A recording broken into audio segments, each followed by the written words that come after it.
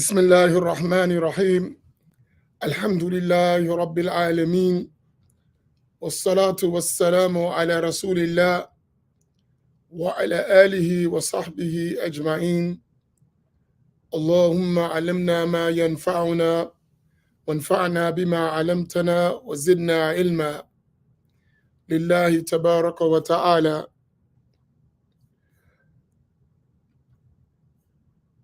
We welcome you to another session of the Black Imams Roundtable. I am joined by my two illustrious co-hosts. Under us, definitely not beneath us, the great Imam and beloved soldier of Allah Tabaraka wa Ta'ala and the defender of the Sunnah, the annihilator of Bid'ah, Al-Imam Naeem Abdullah. And next to me, and definitely above me in status, the great Imam Faheem Lee, the Imam of the Boombat, and myself, Amin Muhammad, your beloved brother in Islam, and we make up the Black Imams of the Black Imam Roundtable. And we want to thank you all as you join us weekly and support this effort of a da'wah to Allah Tabaraka wa Ta'ala according to the methodology of the Prophet Sallallahu Alaihi Wasallam as understood by Ahl Sunnati wal Jama'ah. So tonight, before we get started, let us do our normal activity. The first thing is to make the sincere intention. As the scholar said, correct your intention before the deed and have that intention at the beginning of the deed. And if you can allow that intention to last throughout the deed, you'll get the complete reward for that deed in the hereafter. So correct your intention. As the Prophet ﷺ said, إِنَّمَا الْأَعْمَالُ بِالنِّيَّاتِ وَإِنَّمَا لِكُلِّ امْرِئٍ مَا نَوَى. That verily the actions are by the intention, and everyone will get what they intend. So intend good. So intend drawing close to Allah subhanahu wa ta'ala in status, earning the reward of Allah, seeking the pleasure of Allah, and seeking Allah tabaraka wa ta'ala. Very important, correct the intention. And make the intention to benefit and to receive benefit and to call to Allah tabaraka wa ta'ala. All of these noble intentions to bring joy and happiness to the hearts of your fellow Muslims, to support them in efforts of good, right? To spend in the path of Allah tabaraka wa ta'ala, to indicate to that which is good and beneficial knowledge. All these noble intentions, please make them. And after you make all those, press the like button. And then after you press the like button, press the share button. Akil Fad, you're supposed to be here with us. We're talking about Malcolm, huh? Where you at, bro? Shouldn't we bring Akil Fad on? He's the historian of the Black community. Yeah, man, get on the show, man.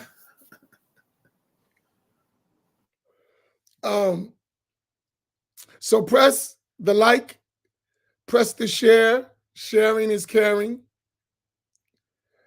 And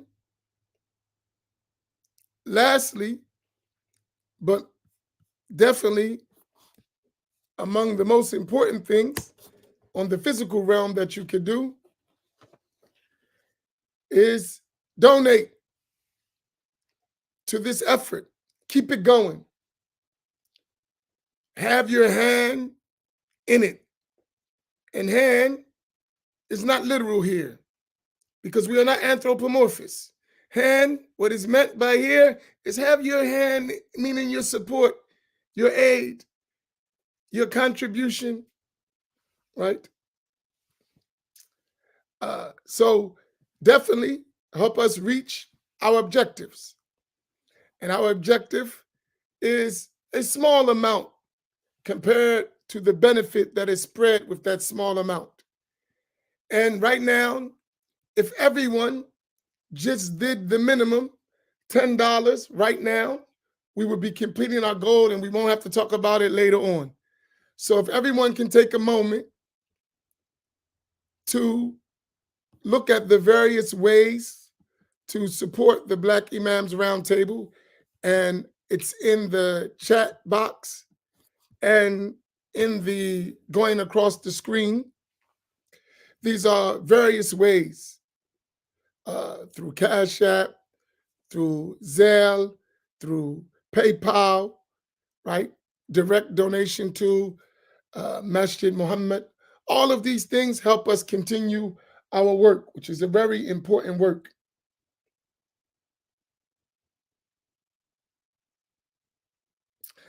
And I had a student, young Pakistani student. She said to me, Imam, I want to give you some money. I said, I don't want your money. I just want you to do the work. She said, you do so much for us. We have to compensate you. We have to show you our gratitude. It's a young Pakistani girl who really appreciated the knowledge. What about us who are really benefiting on a regular basis? We should support these efforts, right? We should support these efforts. So that's my opening with that. Tonight's topic is a very dear topic to my heart, to the heart of the other Imams. It is Malcolm X, a Sunni Muslim perspective. And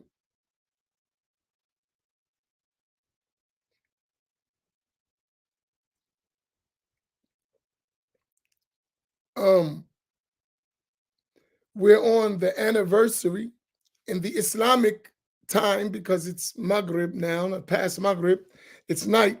So we're actually on the anniversary of the assassination of Al-Hajj Malik Shabazz, also known as Malcolm X.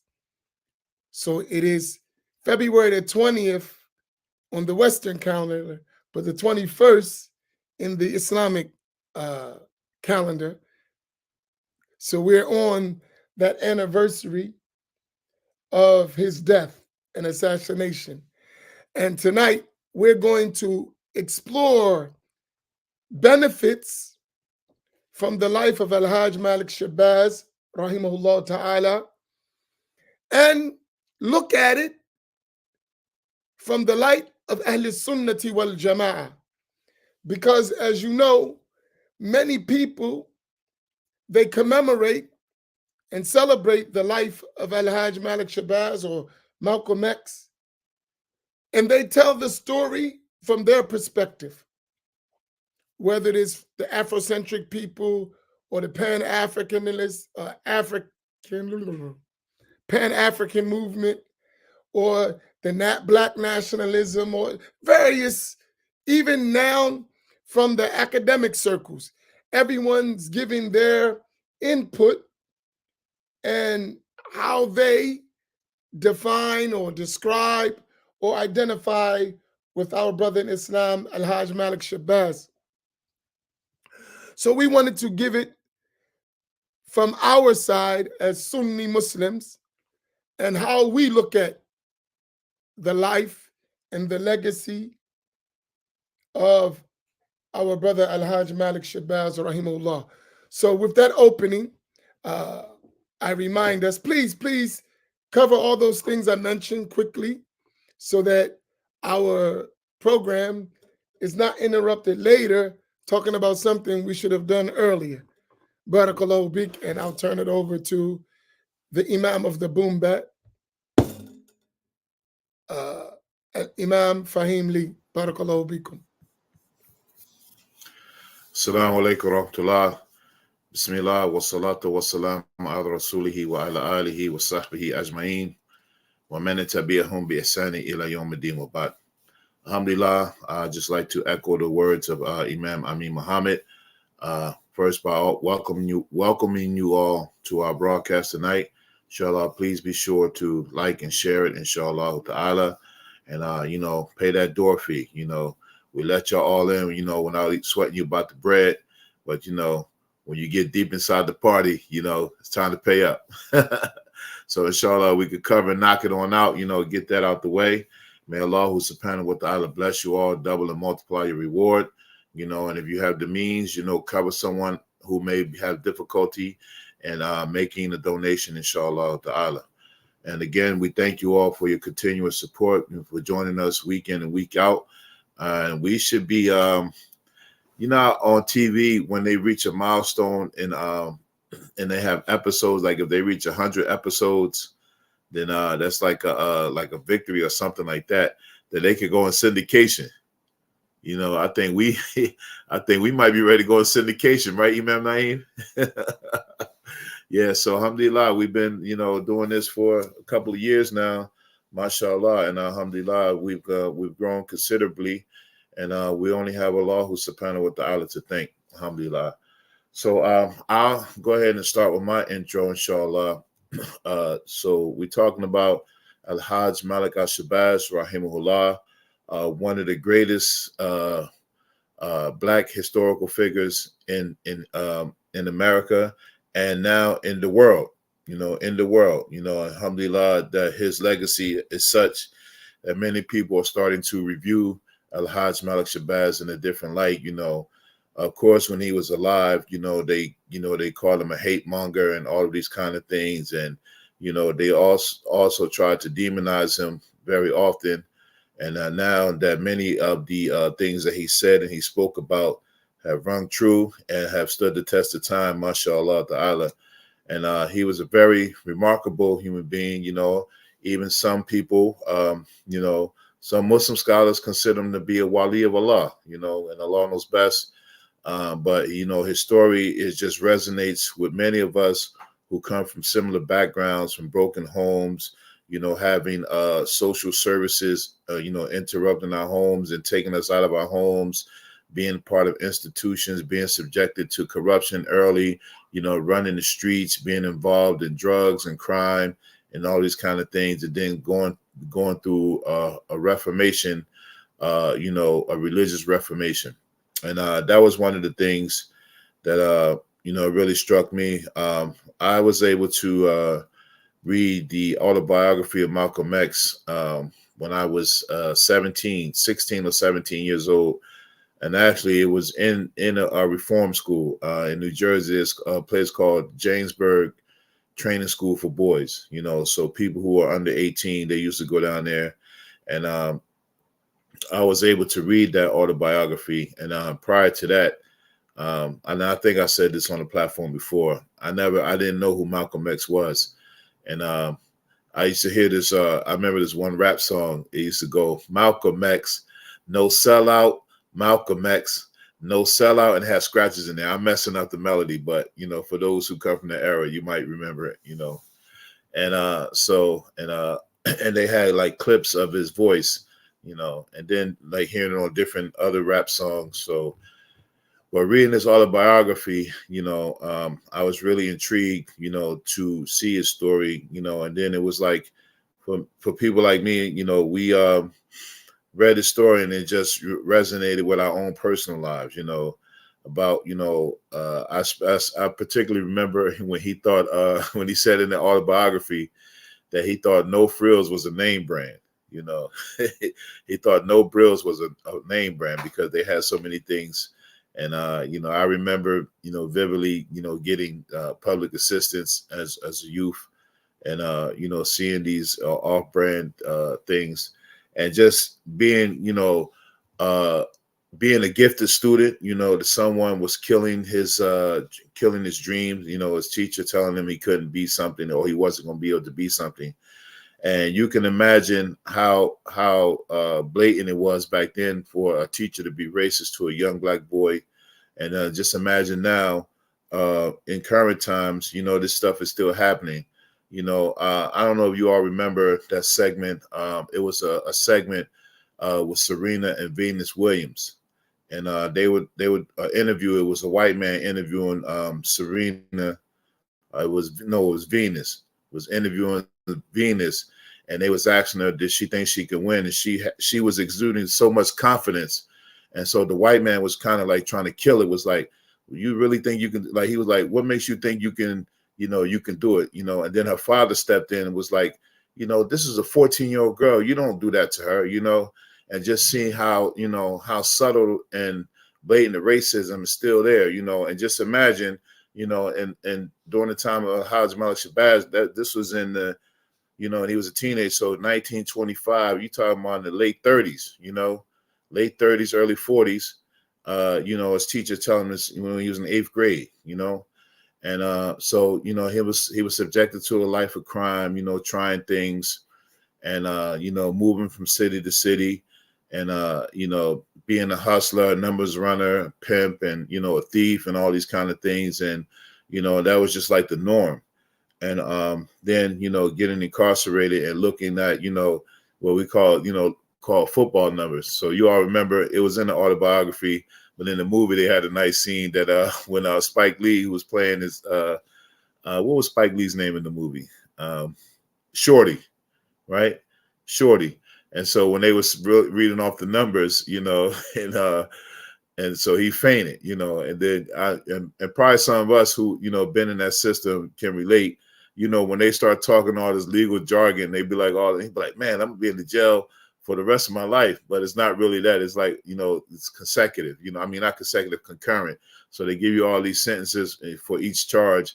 And then the one that you complete at the minimum, then the other one you do on parole or however that kind of stuff works, And so then him doing that prison time, doing what I think it was 7 years, and undergoing really a change in his outlook, and that was one of the things that struck me, because many of us who go through the prison system, even today, except for the ones whom Allah has mercy on, are not able to see a different outlook, are not able to see something different when they get outside. And that's how, the recidivism rate becomes high. And, we have people in our communities who can't function unless they are going in and out of jail, who really can't function on the street, and some of you have seen, or you may know these people, like if you see them on the street, you'll overlook them, or you might think something, you might think they're soft or weak, because they might be,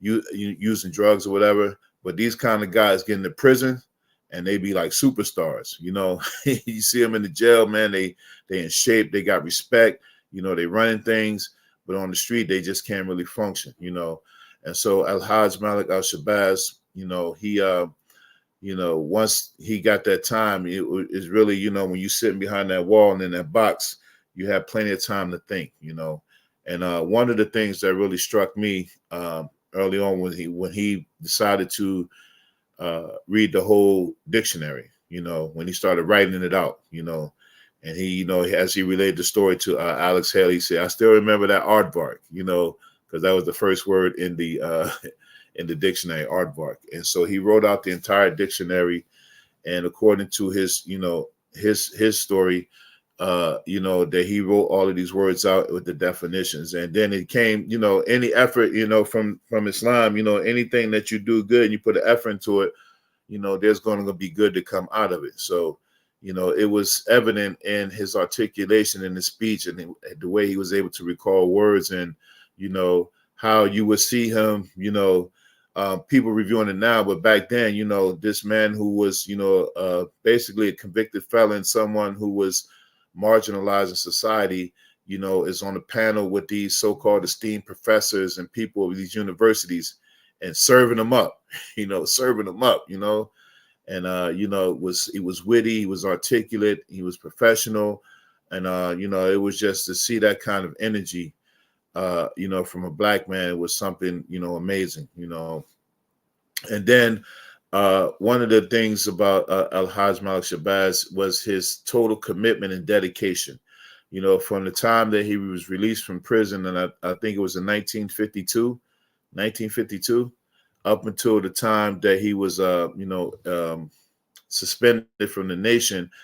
He was a tireless worker. He was a hard worker. He was just diligent in his work and going around the country and, you know, teaching this, what was considered Islam at that time, or what they thought was Islam, and to be dedicated and be a great soldier. You know, what made him a great leader was because he was a great follower, you know, and he rose in the ranks, and, you know, he really represented the Nation of Islam, you know. And then as he, things transpired in the nation, you know, he was really, he kind of, I would say, he kind of transcended the nation. You know, he was bigger than what the nation was, and and of course, you know, the ninja element kicks in. You know, everybody start thinking that this person is bigger, they don't deserve this. But even in his book and all of his lectures, you hear him. He always gave credit to the Honorable Elijah Muhammad. You know, the Nation of Islam. It was all about the nation. You know, that he would even sacrifice his own personal benefit to put forth and advance the cause, you know. And then of course, he was a straight shooter. You know, he didn't really care how it came out, but he articulated so well that, you were just amazed at his speech. And one of the things that was really that I was impressed with Al-Hajj Malik Shabazz is that, he was really sincere. He was really sincere. You know, he was dedicated and sincere.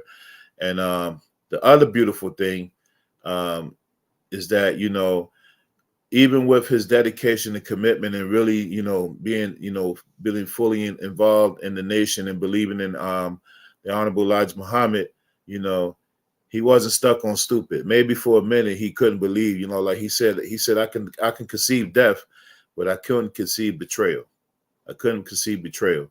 And so once he realized that, what the nation represented, and even though all of those principles they had of, about, doing for self and economics and all of that, then he saw what was really going on behind the scenes. Once it came to his attention, he didn't stay stuck on stupid. He didn't stay stuck on stupid.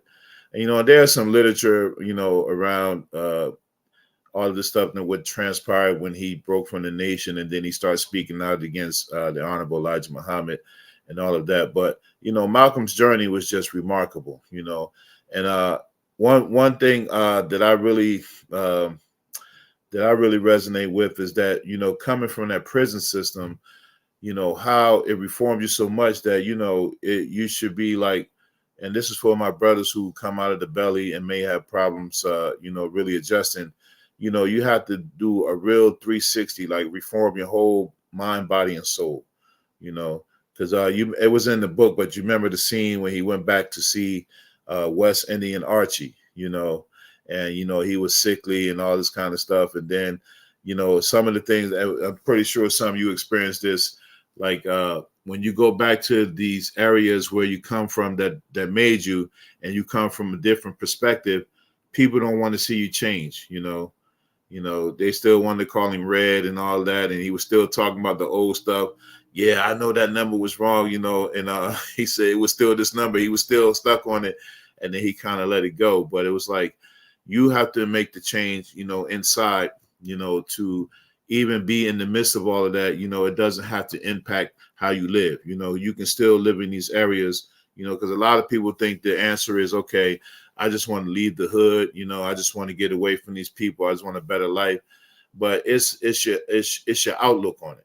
You can be surrounded by those things because, Malcolm X, he was based in New York City, right where he did it, right where he did his stuff, and, he was a whole different person walking those streets, and so that's the power of at least the influence of Islam at that time.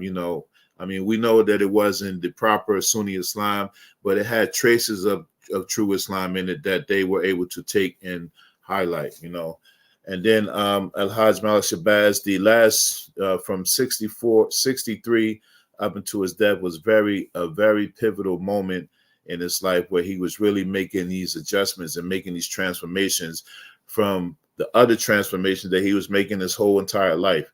And those things are, I think, for us, when we talk about a Sunni Muslim perspective, we really have to highlight those last few years, and so, mashallah, Al Hajj Malik Al Shabazz was a hero for all of us. As Ozzie Davis said in the eulogy when he passed, he said he was our black shining prince. That he was just a remarkable man, and may Allah who subhanahu wa ta'ala give him the highest stations in Jannah. Amin. But he was a hero for many, definitely for me. I remember reading that book. It didn't, at that time, I was still a kid, it didn't reform me at that time because I was still had my mind set on, I was coming back and take the streets over, but that impact still had, during those times, late 80s, mid 80s, late 80s, we still had some type of consciousness about us, even when we hustle, for those who come from that age range. There were some things that we did, that we wouldn't give ourselves to. I remember a time that when we hustled, we took care of neighbors, we paid people's bills, like if kids, they did good in school, they got A's and B's, we would buy them sneakers, we would buy them clothes, even though we were tearing the neighborhood up, we still protected it. Anybody couldn't just come around there and a lot of things. And I think, that whole, coming through the 60s and 70s and the black liberation movements that came and was raising this this chant of black power and unity had an impact on generations like mine that came later, and of course the powers that be saw this kind of thing. So this is why they assassinated these leaders and set them up, because they knew the impact that they would have on people who would come after them. So, and this is why it's important to always keep Al Hajj Malik Shabazz's name alive, because of what he represented, where he came from. He really represented us, and not that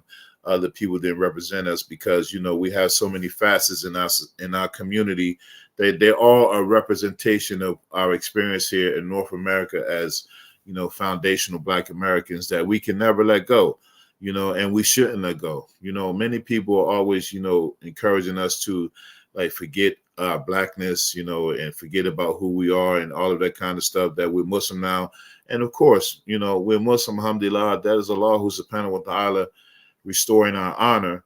But at the same time, we can't forget about our struggles. So this is what Al Hajj Malik Al Shabazz, one of the efforts that he was trying to do was trying to go to the UN and, raise the awareness of the plight at that time, which was 22 million African Americans, and, the plight that we had to go through in this country. And so that the UN would deal with this, institutional racism, all of these things, and even when you compare it to things happening today, look what's going on in Gaza and any other place where people are oppressed, and being occupied. There's something that has to be done.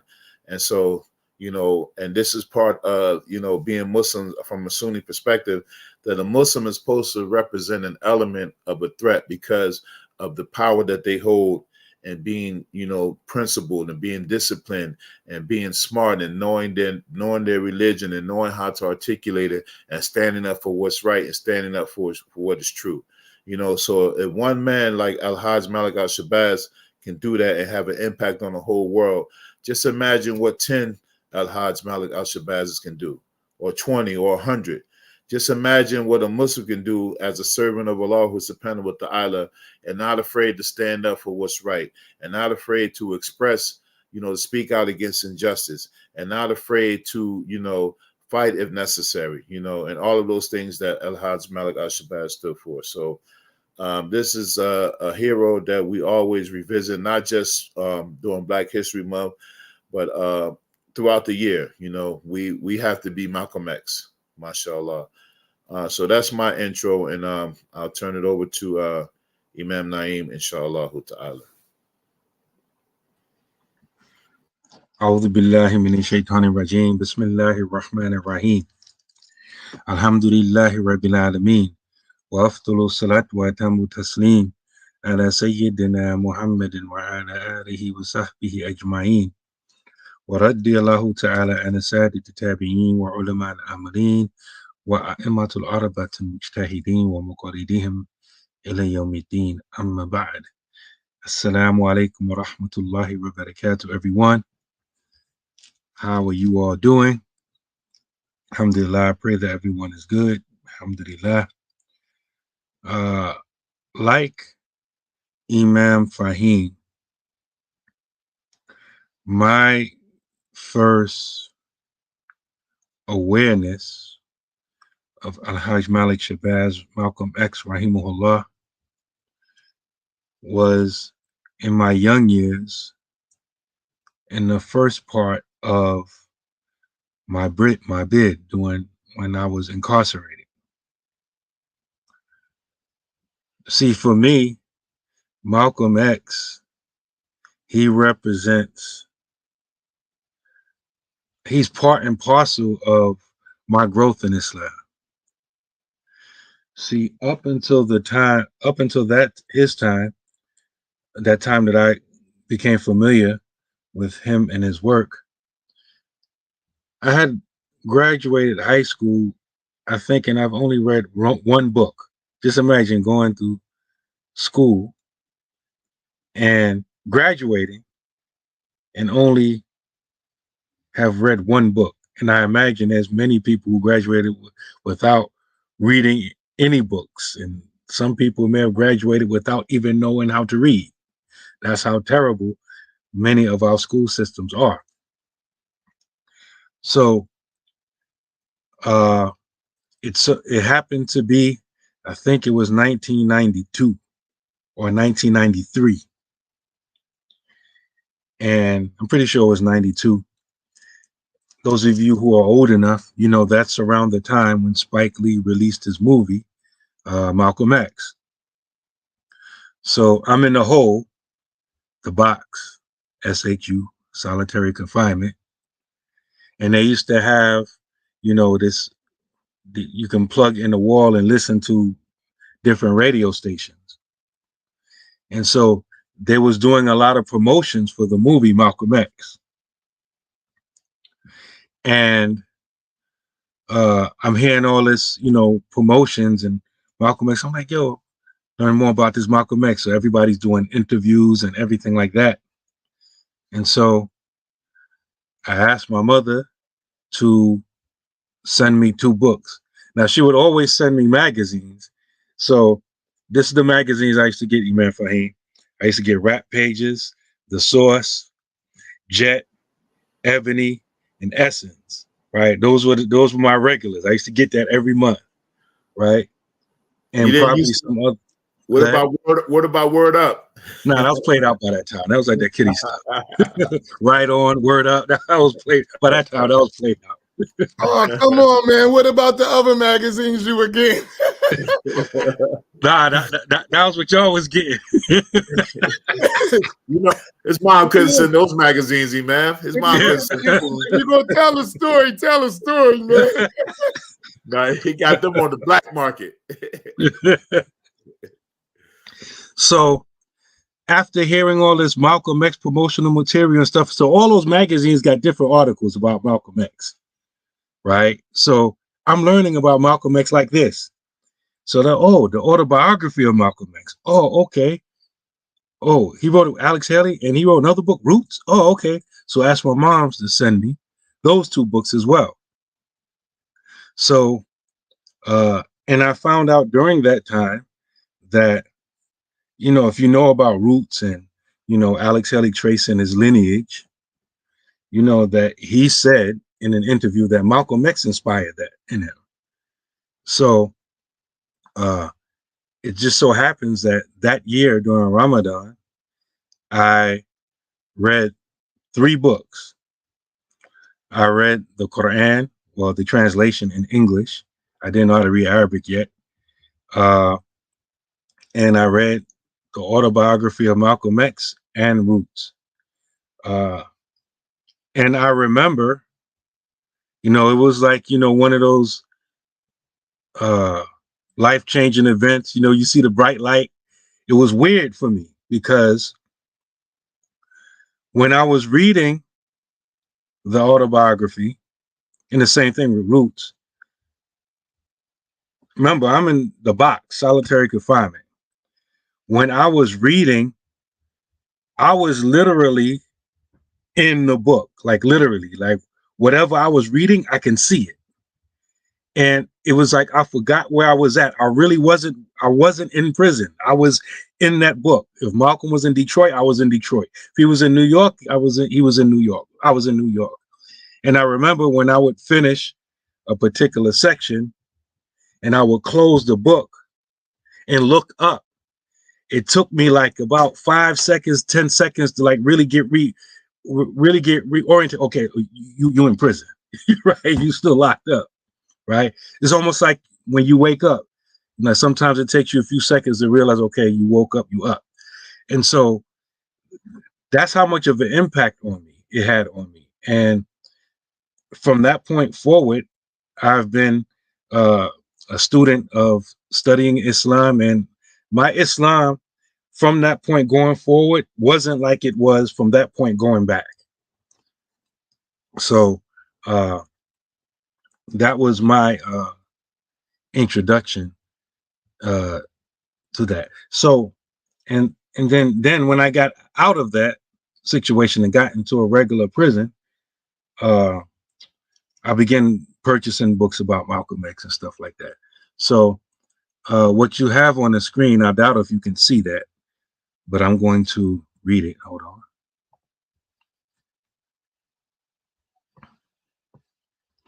I tried to put together a timeline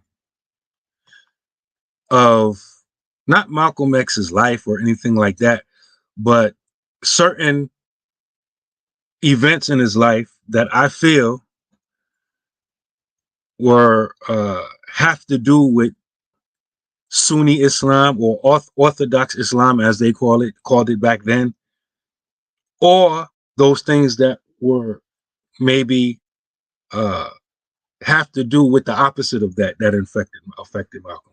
And I think it's important, like back then when they used the term Orthodox Islam, or even now when we use the term Sunni Islam, different people mean different things by those terminologies. Like those of you who are in our classes, right? When we say Sunni, you know that that term is a short and technical term, Ahlul Sunnati wal Jama'ah. And you know the scholarly definition of that. When someone says Sunni or Ahlul Sunnati wal Jama'ah, then you know that in the area of Aqidah or Creed, that's referring to the Asharis and the Maturidis and anybody else whose creed agrees with that. Or when it comes to the practice or the fiqh, you know that it's talking about those who adhere to the Hanafi method, Maliki method, the Shafi method, or the Hanbali method, right? And then you'd also know that it has to do with Tasawwuf, Sufism, spiritualism, right? You know that's a technical definition, and it means certain things. But many times when the term Orthodox is used back then, or as we say now, Sunni, sometimes when people are saying Orthodox, context is everything. So if they say Orthodox, they may mean it in the context of non-Nation of Islam. He's an Orthodox Muslim. In other words, he's not Nation of Islam. Or they could mean he's an Orthodox Muslim. He's not Shia. The same way we use Sunni. A lot of times we use these words and we're not using, most of us don't even know the technical meaning of those words. Well, usually most people now, even now in 2024, many of us, you say, oh, he's a Sunni Muslim. You mean he's not Nation of Islam. Or you mean he's not Shia. That's what you mean. You don't mean it the way the scholars mean it. So this is an important point to remember. So the first thing I have on my timeline is 1959. And I have here, Malcolm X travels to the United Arab Republic, Sudan, and Nigeria as an ambassador for the Nation of Islam. He travels to the Middle East and Ghana. Malcolm's sister, Ella Collins, takes Shahada at the Masjid in Quincy, Massachusetts, and starts attending services there regularly. She gradually drifts away from the Nation of Islam until she is finally suspended by her brother, Malcolm X, at the behest of Louis X, later known as Louis Farrakhan, and establishes the Sarah A. Little Preparatory School of Arts, where Arabic, Swahili, Spanish, and French are taught. So I mentioned that there obviously to show that someone very close to Malcolm, Malcolm's older sister, Ella Collins, right? She is an Orthodox or a Sunni Muslim, right? And I put that in quotes. Then the next entry I have is November 1960. And it says, Dr. Mahmoud Yusuf Shawarbi, an Egyptian Muslim scholar residing in New York City, director of the Islamic Foundation, speaks at a Nation of Islam function. Malcolm admits to, quote unquote, resisting the impulse of getting more familiar with him while he was in the nation. So I mentioned that just to show that, contrary to what a lot of people would have us believe, Malcolm had exposure to Sunni Muslims. 1962, this is the next entry. Ahmed Usman, a Sudanese Muslim student at Dartmouth College, attends a Sunday program at the Nation of Islam's Mosque number 7 in New York City and openly challenges the Nation of Islam's theology. There was a heated exchange between him and Malcolm, and this was the beginning of what I call a letter writing dawah campaign from Ahmed, and also a friendship between the two. Malcolm X would ask him for his tafsir on verses of the Quran, and he also encouraged Malcolm to make Hajj. So that was in 1962. Also, 1962. Malcolm X is connected to King Saud of Saudi Arabia. The connection is made by his sister Ella through Khalil Muhammad, who was the head of the Masjid in Quincy, Massachusetts. This is the masjid she used to go for Juma and stuff, and where she took her Shahada at. And the Arabic teacher at her school. So this person would teach Arabic at the school that she opened. The formal meeting never happened because he was removed from office and replaced by his brother, Faisal. And you know, he became King Faisal, the one that Malcolm actually met when he made Hajj. July 1963, July 13th, 1963. Akbar Muhammad, son of Elijah Muhammad, speaks at an NOI rally hosted by Malcolm X. He was close to Malcolm. It is Akbar, it's a typo there. Akbar was a Sunni Muslim at this time and openly rejected his father's new religion. That's important later. November 22nd, 1963, President John F. Kennedy is assassinated.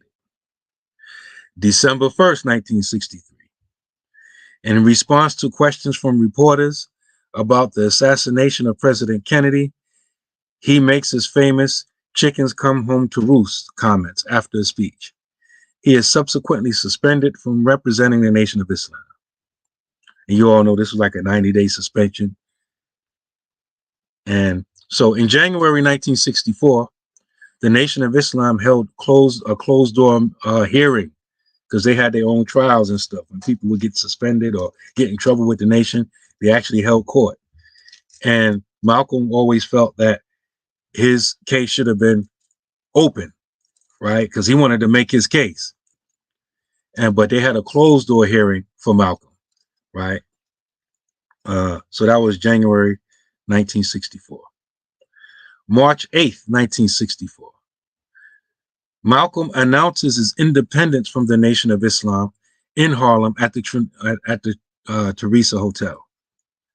March 9th, 1964. Malcolm X and two of his followers signed incorporation papers for Muslim Mosque Incorporated. March 12th, He holds his first official press conference at New York City Park Sheraton Hotel and says, right, and he gives a whole press conference. I'm only going to read a couple of highlighted sections. One section that I have highlighted here, it says, I am and always will be a Muslim. My religion is Islam. I still believe that Mr. Muhammad, he's talking about Elijah Muhammad, his analysis of the problem is the most realistic and that his solution is the best one. This means that I too believe the best solution is a complete separation without people going back home to our African homeland. Then I skip a whole lot of a few sections. Another part I have highlighted. I am going to organize and head a new mosque in New York City, known as Muslim Mosque Incorporated. This gives us a religious base and the spiritual force necessary to rid our people of the vices that destroy the moral fiber of our community. Our political philosophy will be Black nationalism. Our economic and social philosophy will be Black nationalism. Our cultural emphasis will be Black nationalism. Many of our people aren't religiously inclined, so the Muslim Mosque Incorporated will be organized in such a manner to provide for the active participation of all Negroes in our political, economic, and social programs, despite their religious or non-religious beliefs. Then I skipped some more sections, and then I highlighted this last section here. The Muslim Mosque Incorporated will remain wide open for ideas and financial aid from all quarters. Whites can help us, but they can't join us. There can be no Black-white unity until there is first some Black unity. There can be no worker solidarity until there is first some racial solidarity. We cannot think of uniting with others until after we have first united among ourselves. We cannot think of being acceptable to others until we have first proven acceptable to ourselves. One can't unite bananas with scattered leaves. And so he makes a few more comments, and then he closes that part of that excuse me, that part of his press conference. So the next thing I have is April 4th, 1964. His Shahada is documented with the Islamic Foundation of New York. And I think if you go to one of them other slides, I have that there. April 13th, 1964, Malcolm leaves New York City for his Hajj. And then the next one. The next one. April through May 21st, 1964. Right. So after Hajj, Malcolm also visits Lebanon, Egypt, Nigeria, Ghana, Liberia, Senegal, and Morocco, and Algeria. And during this trip, he meets Ghana's president or leader, Kwame Nkrumah. From late May to June 1964, Malcolm is back in the United States. From July to, I'll just read what I have. From July to September 1964, he spent his time in Cairo studying. This study was underwritten by the SCIA, the Supreme Council on Islamic Affairs. He was supervised by Muhammad Surur Sabban. He was described by Malcolm as a tall Black man and an ex-slave. He took his final examination in the presence of the rector of Al-Azhar University. From July to November 28, 1964. He returns to Africa, meets with African leaders, right? So just from July to September, he's studying, but this entry right here is basically summarizing his the duration of his trip abroad away from the United States. He returns to Africa and meets with African leaders. During this last African trip, he receives 20 scholarships from the Cairo-based Supreme Council on Islamic Affairs, which were specifically designated for quote unquote young Afro-Americans to study at Al-Azhar, and 15 scholarships to study at the University of Medina in Saudi Arabia. In September, during this trip, he returns to Mecca to make Umrah. He already had made Hajj, so he makes Umrah. On September 22nd, 1964, Malcolm wrote to a New York Times journalist denouncing Elijah Muhammad as a quote-unquote religious faker. This same New York Times article mentions that he spent an extended time studying what we mentioned above with ranking scholars of Islam and working with the Muslim World League. October 9th, 1964. Malcolm is issued a certificate acknowledging his Islam, and there's a typo here too, Islam, and his expectation to give da'wah, and by Sheikh Hassan Ma'mun. So he's basically given a certificate and recognized as a da'i. No, they are counting on him to call people to Islam, to invite people to Islam. November 28th, 1964, Malcolm X returns from Africa. December 1964, Sheikh Hassoun, a Sudanese man, was sent by the Saudi-based Muslim World League and given a stipend of $500 a month by them, the Muslim World League, to help Malcolm teach Islam. He belonged to the well-known Wahhabi sect based in Saudi Arabia. After his arrival in New York City in December, he began teaching Islamic classes and Arabic. December 22nd, 1964. By this time, Elijah had declared Akbar, his son, to be a hypocrite. Akbar called his father's religion homemade, quote unquote, and he defended Malcolm. And that's it. The last line is a typo there.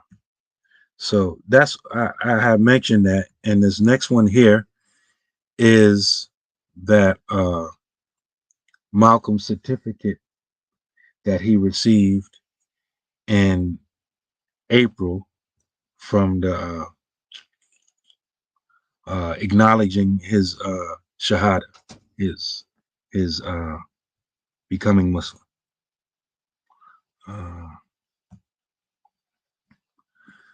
And that's a newspaper clipping and a picture of Malcolm's sister Ella. They have same father, different mother. He's his older sister. She's a very key person in Malcolm's life, especially as it relates to, you know, his connections and moving around and stuff like that, you know, as a quote unquote Orthodox Muslim. But, you know, anytime people talk about Malcolm's biography and they downplay or don't even mention Ella, in my mind, I'm like, all right, they just playing. Because she has such an impact on his life, from even when he was younger up until even after he passed. That picture right there is a picture of Malcolm and Sheikh Hassoun, the same one we just read, that was sent by the Muslim World League to help Malcolm and teach Islam. And so that's my introductory comments. I wanted to do a timeline and mention names and dates, because I know Imam Amin can fill us in and give us some more details. We've done it in the past, but mention who some of these people were, and, you know, as it relates to Sunni Islam and all that kind of stuff. So that's it. Alhamdulillah.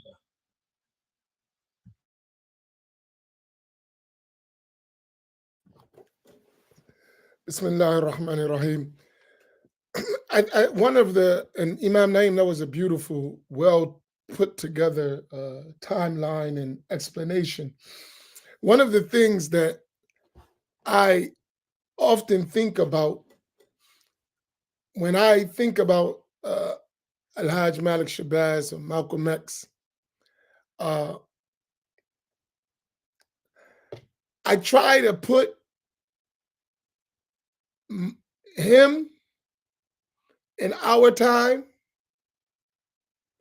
and put us in his time, because context is extremely important when you're trying to understand something. And history and the life and legacy of Malcolm X is a component of history that we have to learn from. It's something you use to address your present and your future.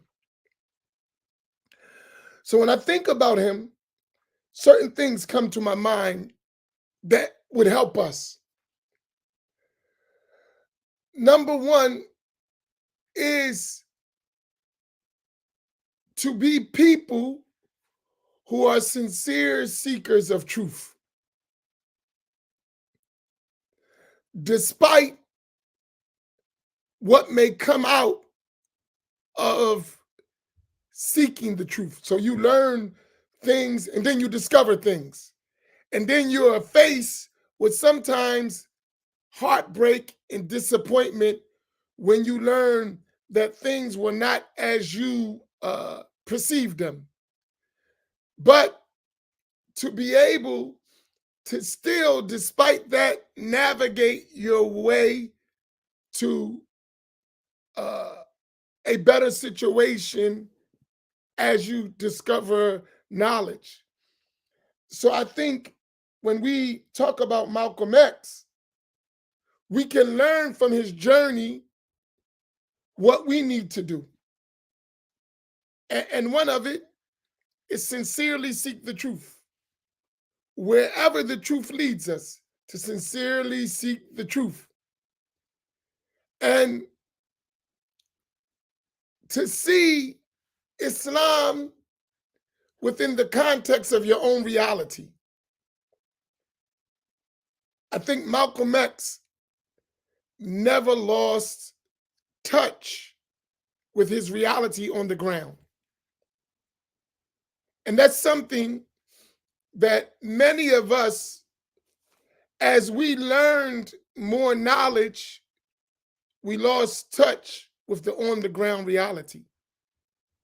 And we were not able to apply the new information in the context of our present on the ground reality. So I think in examining the life of Malcolm X, that's one thing you got to look at. A sincere seeker of truth, and then taking advantage of the new information you got or you have and applying it to your reality. And the other thing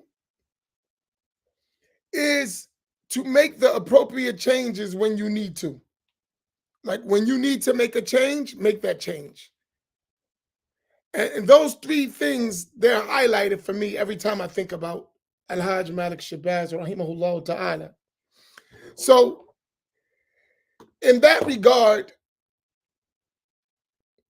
he saw Islam as a way out of the situation of the Black man here in America. He really believed that Islam was our solution. And because of that, he sought out to understand Islam as it was available to him. So you see him studying in different areas, seeking to learn more about Islam. So studying in going to Egypt, going to Saudi Arabia, getting experience in Lebanon, getting experience in Northern Africa, getting experience in Western Africa. In all those places, he saw an expression of Islam. And it was not necessarily the same. So when we reflect back on his life, we should try to extract from those various places that he traveled, what did Islam look like in those places? What was its expression? How was it its impact on the society, in culture, in politics, in economics? What did it look like in every place? And for us, we have much more access to that information solely because of the openness of the world through the internet and social media.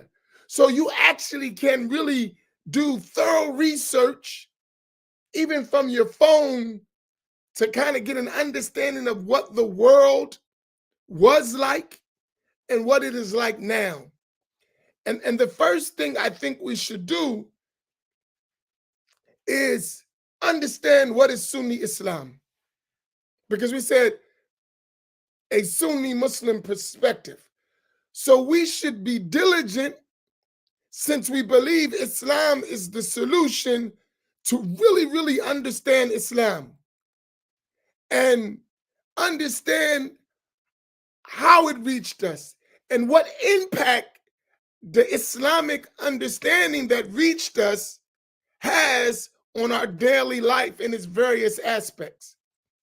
That's one of the things that I think we need to benefit and learn from the life of Al-Hajj Malik Shabazz. The other thing is, when we do that research, it's going to show us some things that we didn't know. And it's going to show us that even some of the concepts we have are not correct or not the most suitable for our growth and development as a people. I think we need to be able to accept, adopt, and change. Accept the reality,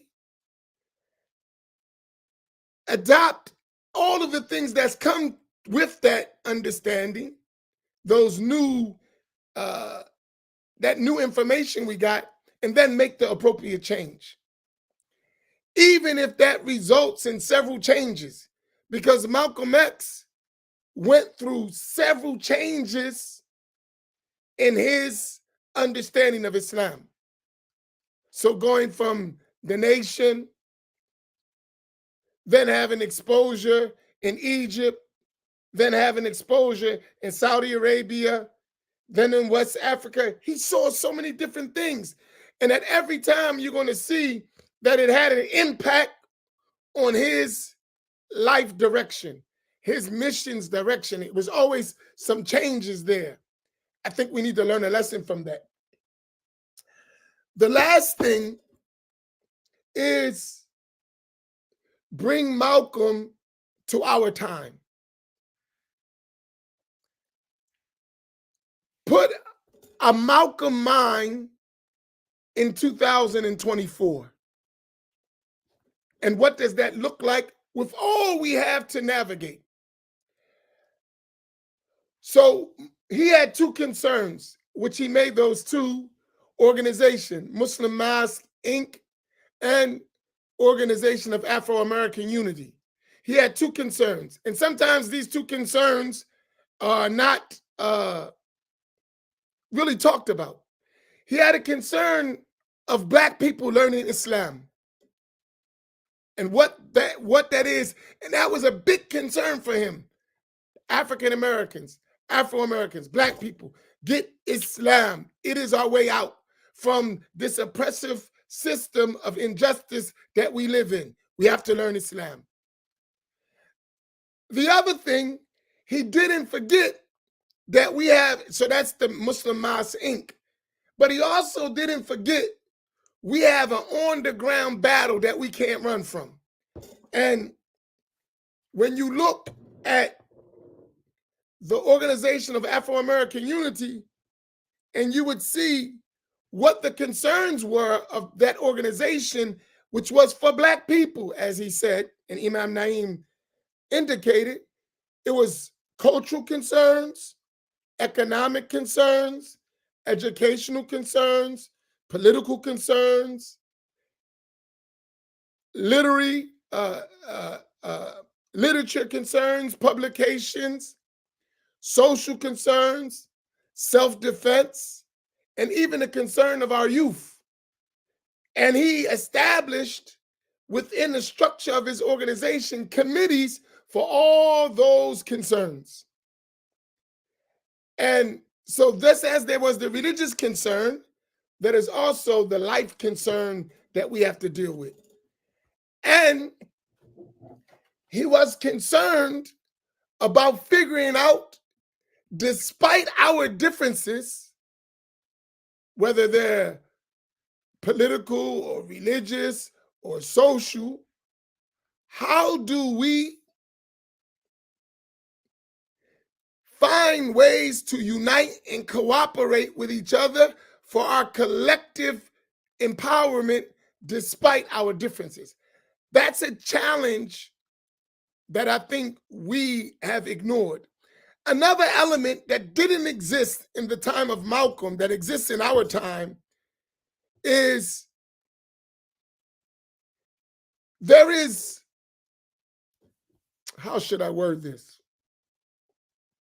There is another obstacle in our collective unity as Black people. We're not just faced with white people, American Caucasian, which was the problem in Malcolm's time. We're also now faced with immigrant domination over our mind and religious convictions. And we are not free from that. So we got out of the white European ideology and we moved into an immigrant ideology that hasn't worked for us. And we're still trapped in that, and we have to free ourselves from that. While at the same time, building our own unity as a people, and then going back and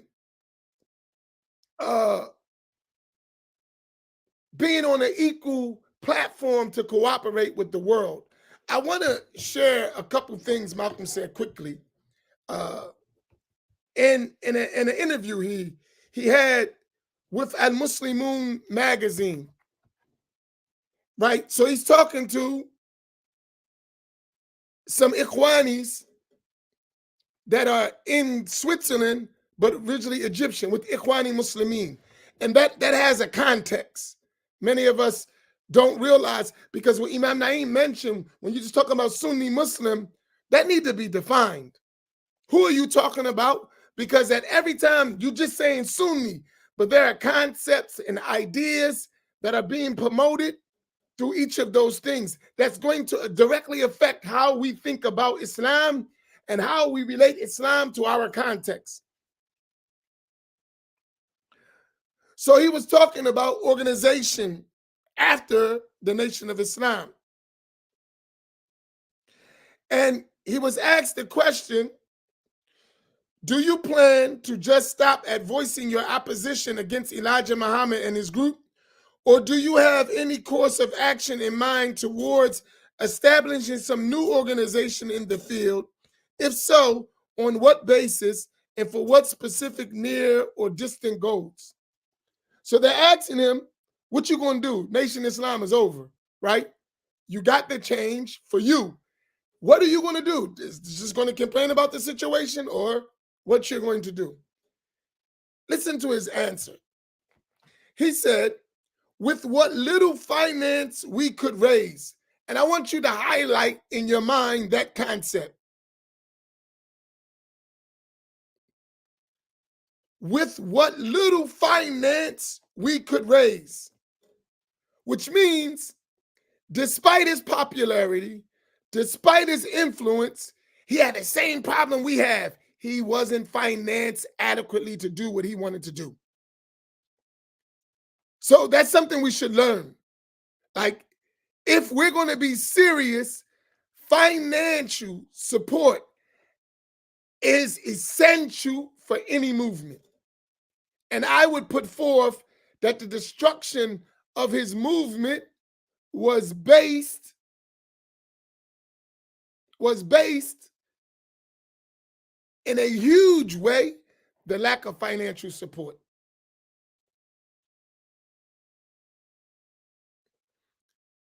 There were other issues, but that was a major issue. So don't make that your issue. Whenever you're trying to do something, realize there is the need of financial support for that effort. He said, with that little finance, we have founded the Muslim Mass Inc. with headquarters here in Harlem. Our sole interest is to help undo the distorted image we have helped spread about Islam. What is he saying in purpose? He realized that he played a hand in distorting the correct understanding of Islam, and he wanted to fix that. So for us, there's admittance here. Number one, there is a distorted understanding or image of Islam that he realized, i.e., the nation of Islam in his time. So for us, does that reality exist for us? Is there a distorted image or understanding of Islam that needs to be corrected? I put forth yes.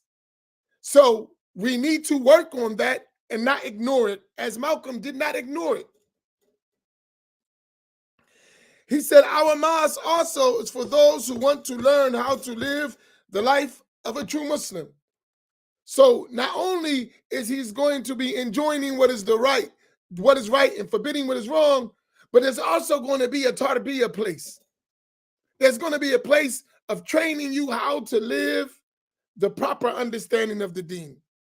That's crucial for us. And if we this is his own words to tell us what needs to be done. Then he goes to the second part. However, since we live as Black Americans in a white racist society, that hasn't changed. We're still Black Americans, and we still live, unfortunately, in a racist white society. And what is dangerous that didn't happen in the time of Al-Hajj Malik Shabazz, some of us don't realize that. We actually think that this society is no longer racist, even though it's in our face. And it's racist in many of its structures. Its foundational structures that are in place are still there.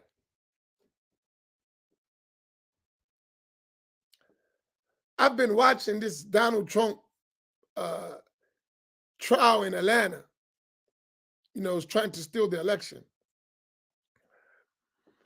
And that's an interesting thing happening there because you have a racist battle going on right in front of us. You have a Black DA and special prosecutor and all these Black people who are lawyers in the system, and they're on the stand being paraded in the media in a way, really, they're not criminals, they're not on trial, but really they're being put in a position just to show, Negro, you ain't got that big. And that's what's manifesting from one side. That's what I see. That's my eyes, right? Just when you think you somebody, let me know you still a Negro at the end of the day. And I see an underlining aspect of that. And it doesn't mean nothing, but we're going to make you look bad the best way we can. We can put you on the stand and shame you, if nothing else. But you ain't getting a chance to put them on the stand and dig through their stuff, right? So they are able to exploit your stuff, but you ain't getting the same opportunity, which shows me the power of white money, because none of us would be able to do that. That's a sidetrack, but he mentioned this issue, and we see it still going on today.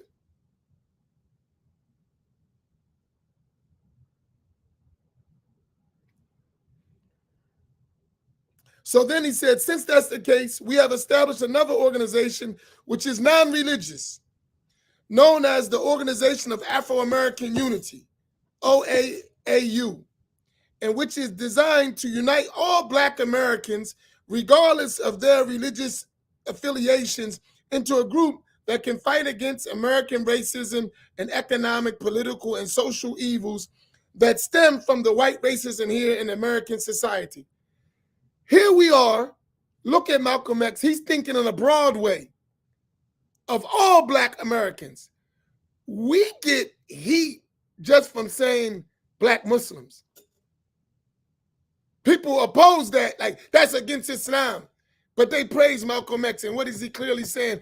I want a situation where all Black Americans can be united despite their beliefs. So that's something we should look at. Where is our contribution to the collective empowerment of our people as Sunni, Black Sunni Muslims? And then he said, with the Muslim Mosque, we are teaching our people a better way of life. And with the OAAU, we are fighting on an even broader level for complete respect and recognition as human beings for all Black Americans. And we are ready and willing to use any means necessary to see that this goal is reached. I think this is something we should look at. We should really look at his platform and see how that works for us today. And I'll stop there, but it's something to look at when we talk about Al-Hajj Malik Shabazz. And I think that's an ongoing work, right? That we start seeing, how do we make this a reality for ourselves and progress with that? And, that's my thoughts on that. Alhamdulillah. Yeah, just to go back a little bit to Imam Naeem's presentation, which was very, very good, excellent. Alhamdulillah. So I was thinking of something as he was presenting the different teachings that Al-Hajj Malik Shabazz was getting. And then how, as you mentioned, how we bring Malcolm X into 2024 and many of the parallels that we see from that time up until now, some of the same things are going on. For instance, when if you, or at least what I got from it, when the Sheikh, what's his name, Harun, the one who had the Wahhabi influence, when they were engaging Malcolm, they were trying to put him in a position so they can use him and control him, right? But when the African sheikhs he was engaged with them, they were teaching him to empower him.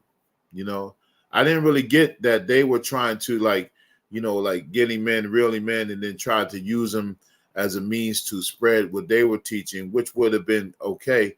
But you just see the kind of difference even when now, whenever we see a glimmering light from among our people, some of them, they want to try to control them, instead of empower them and let them, do their thing according to how they need to do it. And we still see these kind of things. We see a whole institution, in those scholarships in 1964 for Medina University. At that time, the university was only 3 years old. It was only 3 years old. And now from that time up until now, you see that, many of our people who are getting those scholarships or getting those, getting a chance to go over there, they come back and they are controlled by an ideology, and they are, given specific, given specific instructions of how they need to give dawah, and you see some of these people come back that, they don't want you to, engage your culture and, everything is about, they concentrate on certain elements and stuff like that. With respect to, Ahlus Sunnah wal Jama'ah, it is about empowering the individual where they're learning the knowledge, they're getting them closer to Allah subhanahu wa ta'ala, and then there's no agenda behind it, So that's what I picked up from that presentation from Imam Naeem.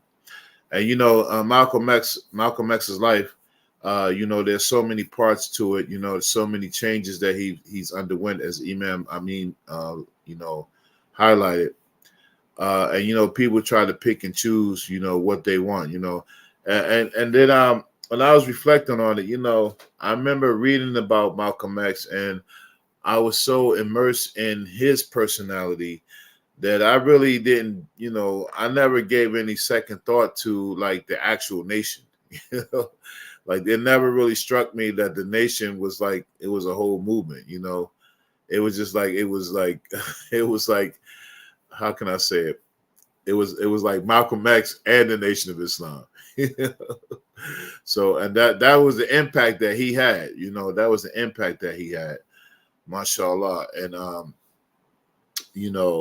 so then, but then at the same time, where did as some of the people who were detractors of El Hajj Malik al-Shabazz, where did he get his power from? Who gave him his who enlightened him and stuff like that. And that, all of that is important as we, do it in retrospect. But, Malcolm's take on, how staying concerned with his people and also making sure that they're empowered by knowledge, if you just try to speculate now, like how it would have been had he been alive, it would just been some great things for our people, And it's something that we have to really try to revive, that we're still trying to revive, somewhat 50 years later, 50 odd years later, that we're trying to revive this tradition of, the balance of making sure our people have proper knowledge and correct knowledge and beliefs, and also having a structure that keeps their heritage intact as who they are as people in this country, and it's a very important thing that we have to do. And, as you all know, when we try to balance it out, the first thing people say, well, why you got to be black? Why you got to be black Muslims? Why you got to call it black imams? Race has no place in Islam. There's no such thing as racism in Islam. We're all from the same, but no other culture, no other ethnic group is encouraged to, to undermine their heritage and their ethnicity and their race, but everybody's trying to do it to us, And so this is important what we do in keeping this legacy alive of being black Muslims in America who are learning traditional Islam. And the more of us who band together and learn it and articulate it and actualize it, this really gives us a force of power, and we just got to stay at it, inshallah. El Hajj Malik al-Shabazz was just, the last year of his life particularly was a little, tumultuous, especially getting near the end where he was, having these battles with the Nation of Islam about his house and, his life being threatened, and then, with the, the FBI infiltrating him and watching him and observing him, having him under surveillance. He was under a lot of pressure. It was a lot of pressure. And then, one thing that we might forget, that Malcolm X was not, he was short of his 40th birthday. He was still a young man.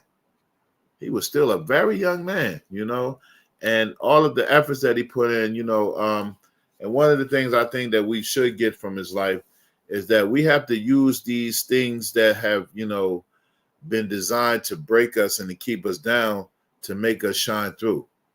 That was one of the most remarkable things about his life, that all of these things you go through his life, how his, how social services came in and split up his family. He had to move a few times. He went to school, he got expelled or he got suspended. He ended up being in the drug game and, all of this stuff and, incarceration. All of these things that were designed to break him, is what made him, the person that he was, and so he drew on those experiences, and even in his book, you see that he's just telling just straight truths, just hard truths that he came to terms with as he recollected in telling his autobiography to Alex Haley. And, he was just really open. Al-Hajj Malik al-Shabazz was very open very honest, very to the point, not even really leaving nothing out. Because now, as we review his legacy every year, we see that everything, there's no, there hasn't anything that come out that doesn't, that he really didn't say himself, And of course, if a person is telling a story about themselves, they're going to tell all of the the beautiful parts. Malcolm X was very, honest about himself, about his situations, what he went through. He wasn't afraid to, acknowledge his role. I recall the chapter when he talked about the girl he had when he was in school, Laura. There's a chapter in the autobiography called Laura. So it was a girl that he was, he was involved with. They were like a dancing sensation, and he ended up leaving her for the white girl, and then like her life just kind of went down. And he often said that was one of his biggest regrets, that he felt responsible. Like when he left her, like she went to a life of drugs and prostitution, and ended up going to jail and stuff like that. And so there was a brief moment in the movie where they show Laura, but he really, that was something that really impacted him, how her life turned out. He felt he was kind of responsible. But to be able to admit that openly, because sometimes when we have dark spaces in our lives, we just kind of like, try to gloss over them and just be like, okay, well, it is what it is. But, that's part of growth and development, when you're able to, admit those wrongs, admit those shortcomings, and then, take it as a learning tool, take it as a learning tool. Mashallah. But Al-Hajj Malik Al-Shabazz is, and it's unfortunate, I don't even know now in public school that that they're even teaching his legacy. Not as much. I mean, they might have images, but they're still not teaching it. And I heard something the other day that really broke my heart. I came across a young kid, right? And so, whenever I come across the youth, I try to engage them, find out what's going on with them, And so this was the son of a brother I know, and he's a little kid. He's about, I guess, about 6 or 7. And so I asked him, what did he learn in, Black History Month? What was he learning in school? So, and he would say, yeah, we learned about some, Black history people, right? And I said, well, name one of them. And you know who he said? He said King Von. King Von. And everything in me was, I had to restrain myself. I remember as a little kid, I was like, "What do you mean, King Von? He's not no historical figure. What the hell?" And so I was ready to dig into his father, man. But then, his father came and was like, "Yeah, man. He said I was hurt too. So that just shows you that they are really even, not even helping to keep this legacy alive, because." Like they're teachers about King Von and not teachers about Al-Hajj Malik Al-Shabazz. And so it just shows you how much of our own history that even now in 2024 that we have to uncover, and we have to go dig deep for, because we need to keep these lessons alive. We need to keep, the image and the personality and, what Malcolm X stood for. We got to pass it on to our youth, Somebody has to know that education is important, that it's not corny, that you can, you can go from a life of crime to a life of righteousness, and it can really take your whole, change your whole outlook, yeah, exactly. Who in the hay fever is King Von? Yeah, he was a rapper that before his career got started, he got killed, and, a lot of the younger kids, and this is something that's, that some things we have to fix, that reaching out to the younger generation and seeing where they are, and what are they learning, and engaging them, and not allowing our history and our legacy to get lost, which Al-Hajj Malik Al-Shabazz is one of the pioneers of it, especially with Islam and with Black history as a historical figure. So yeah, that broke my heart when I heard that, but it just shows you how much more work we have to do. And if we don't get busy and unifying ourselves and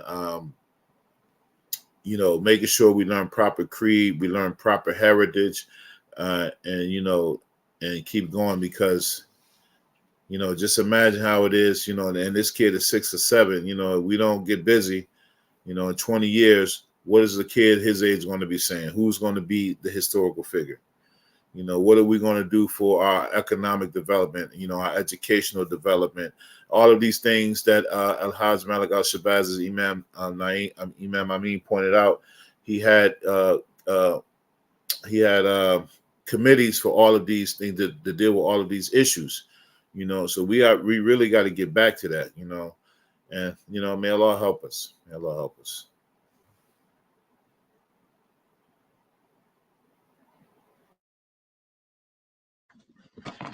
Alhamdulillah. I want to mention a few things that I took from all of what you've heard today with regards to Hajj Malik Shabazz. And there was no way for me to like really express it, just going down those key points in his timeline that we mentioned. But when you like really zoom in on his life, one thing that you will recognize is that usually the truth, well, people wake up to the truth in stages. It's not like on Tuesday you were completely blind and on Wednesday the truth is exposed to you and you completely accept it 100%. Most of us aren't like that. Most of us, the truth is in our face, but we're blind to it. And then little by little by little, we gradually wake up to it. And then by the time we wake up to it, when we think back, we're like, man, this stuff was right in front of me the whole time and I didn't see it. And I mention that because even with Hajj Malik Shabazz, Malcolm X, and learning about the proper Islamic belief, he had contacts and interactions with quote unquote Orthodox Muslims way back in the 50s. And he had interactions with them. We mentioned one with the Sudanese student, Ahmed Usman from Sudan, who was studying in the New England area and came to Harlem. And so that was just one interaction. But you see how he finally came up in 1964, right? So I just want to mention that because let's go back to what Imam Amin was talking about. Bring that into our time. Alhamdulillah, Allah has blessed some of us to become Ahlul Sunnati wal Jama'ah, right? There's some of our people who still stuck where we just left. And they going to have to be woken up in stages. But our presence has to be consistent. Our presence has to be consistent. You can't just say something one time and then, oh, then that's good. Like sometimes I remember my first few khutbahs. Sometimes you get diluted. Like, okay, I'm gonna prepare this khutbah. I'm gonna come with the ayats and the hadith, and when they hear it, all the people are going to change and rectify themselves right away, right? And then after the khutbah, like they heard the truth. Why are they still doing it? Right? Most people aren't like that. It takes a consistent flow of exposure from more than one angle for people to get the message. And sometimes they may still never get the message. And so I think the way the phrase they give it now, conscious or being woke, just think about yourself waking up from sleep, right? When you're sleeping and you wake up, most of us don't just pop up and just start living our life. We, our hearing, we start hearing what's around us. And then eventually we open our eyes. Then some of us may lay there for a minute and then we get up. There's stages to waking up, even physically from a sleep. And so it's like that, or even more so when with our consciousness with regards to our way of life or our deen or what have you. So keep that in mind. Like even with not only the belief in the theology of the Nation of Islam in the correct version that Malcolm was exposed to, But even with regard to Elijah Muhammad, the secretaries and all that, Malcolm didn't just learn about that in 1963. He knew about that in the 50s too. And he spoke about it. He said, I forgot his exact words, but he spoke about it more than one time. And he basically made himself believe that he wasn't seeing or hearing about what he was seeing and hearing about. So sometimes you lie to yourself because you don't want to believe what reality is telling you. So that's one thing. Another thing is when you do finally wake up and recognize the truth, there's a way to do it. And every time I think about Hajj Malik Shabazz in this regard, I think of Abu Hassan al-Ashari, rahimahullah, the one by whom our Aqidah is named after. And when I think of him, I think of Malcolm X. Because Abu Hassan al-Ashari, he was from the Mu'tazila sect. And just like Malcolm, he had some issues that he couldn't just accept as a Mu'tazili. And he had his stepfather, who was a big sheikh from amongst the Mu'tazila. And he asked him, but he just still, nah, man, there's just something ain't right about this. So some things happen, including him having a dream of the Prophet sallallahu alaihi wasallam. Then that special number in Islam, the age of 40, right? And Allah opened his heart to the truth. When Allah opened his heart to the truth, he didn't just say, okay, I'm good now. I got the proper belief. It's just between me and my Lord, you know. Hey, everybody, you know, my belief is such and such. I kind of like believe this already all the time, so there's really no change. No, he didn't do all that. He said, I used to believe X, Y, and Z. I do not believe that anymore. Now I believe A, B, and C. And I throw those beliefs away just like I'm throwing away this rag. And he began to speak against, teach, and write, and everything against the things that he himself used to believe. Hajj Malik Shabazz did the exact same thing. Most people, and he had the spotlight on him. You have to think about it. It wasn't like he was just nobody that nobody knew about and then changed his opinion. Everybody's watching him. He's always on the news. He's always on debates. He's always giving lectures. He's speaking almost every day. And then many times he said, people would confront him. Hey, you contradicted yourself. Before you said such and such and such and such. Say, yeah, I said such and such and such. I don't believe that anymore. Now I believe this. Most people can't do that. You know, I was wrong before. Now I upgraded. Most people cannot do that because their ego is in the way. They in their mind, they're looking at it like, people gonna look at me funny. But nah, this is just growth. Nobody's supposed to stay the same. You're always supposed to elevate. So the other thing that I want to mention, and all of these things are relevant and extremely important for us today. Imam Amin was talking about financing. All of these groups that I mentioned, when I went through his timeline that supported him and all the names that I mentioned, there was incidents with all of these people. Like, for example, they published a summarized version of his autobiography while he was still alive in the newspaper. They published a summarized version of it. And it was talking about, his history, his early life before even a nation, right? And a lot of these so-called Muslims that was supporting him and,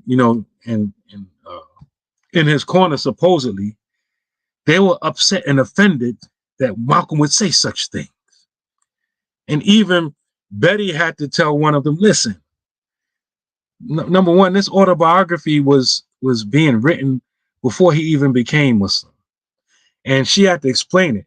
So these so-called Muslims from the Muslim world even want to control his narrative, what he says about himself, right? Because in their mind, he's like a dog on their leash, and they want him to bark and bite when they say bark and bite. So they wanted him to give dawah to what they wanted, people to be called to. So all of these different groups, right? Every time he would speak about human rights, the rights of black people, and all of these things, his so-called sponsors, helpers, and handlers will get offended and try to admonish him. You stick to the religious side, as if the rights of human beings are not religious. So a lot of them held back support that they promised Malcolm because he wasn't saying what they wanted him to say. You have to keep that in mind. This is extremely important. This is why we have to be independent. We can't have no strings attached. Another thing that I want to mention is that Sudanese brother that Malcolm became really friendly with, Ahmed Usman. A lot of people don't talk about it, but we hear about Malcolm's funeral or his janazah, and most of us, we only hear R.C. Davis's speech, our shining black prince. But Ahmed spoke after him, right after him. And he mentioned that Dr. Sharabi, he got there looking for him, thinking he's going to do the janazah and all kind of stuff, and he's MIA. Now, I know we like apologists and everything, so we're going to talk about, well, there was death threats from the nation, and, it was very scary time, brother. You don't know how it was. Okay, right. But just keep that in mind, right? When you're doing this work for Allah, that at the end, even after you already dead, right, the people who claim to be with you may not be with you. You're going to be all by yourself. This is why I love Abdullah al-Ghifari, radiallahu ta'ala anhu. Because Abu Dhar al-Zifari radiallahu ta'ala anhu was known to speak the truth. And the Prophet sallallahu alaihi wasallam told him that the truth is going to leave him lonely. A lot of these people who knew Malcolm and were friends with Malcolm or whatever weren't standing with him and everything until after it became popular, well after he passed. That you have to keep that in mind. Another thing that stands out to me about all of this, I tried to find a good way to express it. I don't know no good way to express it. But I find that even during his time, and it's the same during our time, deviant or stray so-called expressions of Islam, they're very assertive in their dawah. Like they're out there. Somebody become Muslim, they right there. Teaching them and all that kind of stuff. Ahlul Sunnah wal Jama'at, shy. Not saying nothing. And then we wonder why we live in situation where our environments are not friendly towards Ahlul Sunnah wal Jama'at, because we're too passive. We're too shy. We want to adab and Sufi our way out of doing work. This is our problem. All of these Ikhwani and Wahhabi groups is latching on to Malcolm. Hey, scholarship. Hey, boom, here's some scholarship. Hey, matter of fact, we got some teachers for you, right? And then we wonder why so many of our people get caught up. And so I think that we should get offended whenever we're talking about giving da'wah or inviting people to Islam or teaching the truth or what have you, right? When people come along and try to pour cold water on our efforts by trying to adab and Sufi us out of putting it in work. These people are actually working against the da'wah. They're actually hurting us. The real Sufis were always on the battlefield. All of the revolutionary movements in the Muslim world were led by Sufis. They had time to dhikr and sit with the shuyukh and get the barakat as well as put in work? How come you only do one part, not the other part? So we should get offended when people try to put cold water on us, or you got the other side too, the ones that want to intellectualize everything and don't do anything. They want to get philosophical, right? They want to just, analyze everything until Yawm Qiyamah and don't put in no work, right? You got to watch out for them type of people. Another thing that if you paid attention to the timeline, Malcolm, as busy as he was, as in high demand as he was, he paused all of that and dedicated 2.5 months approximately to studying Islam exclusively. Obviously, you're not going to become a scholar in 2.5 months.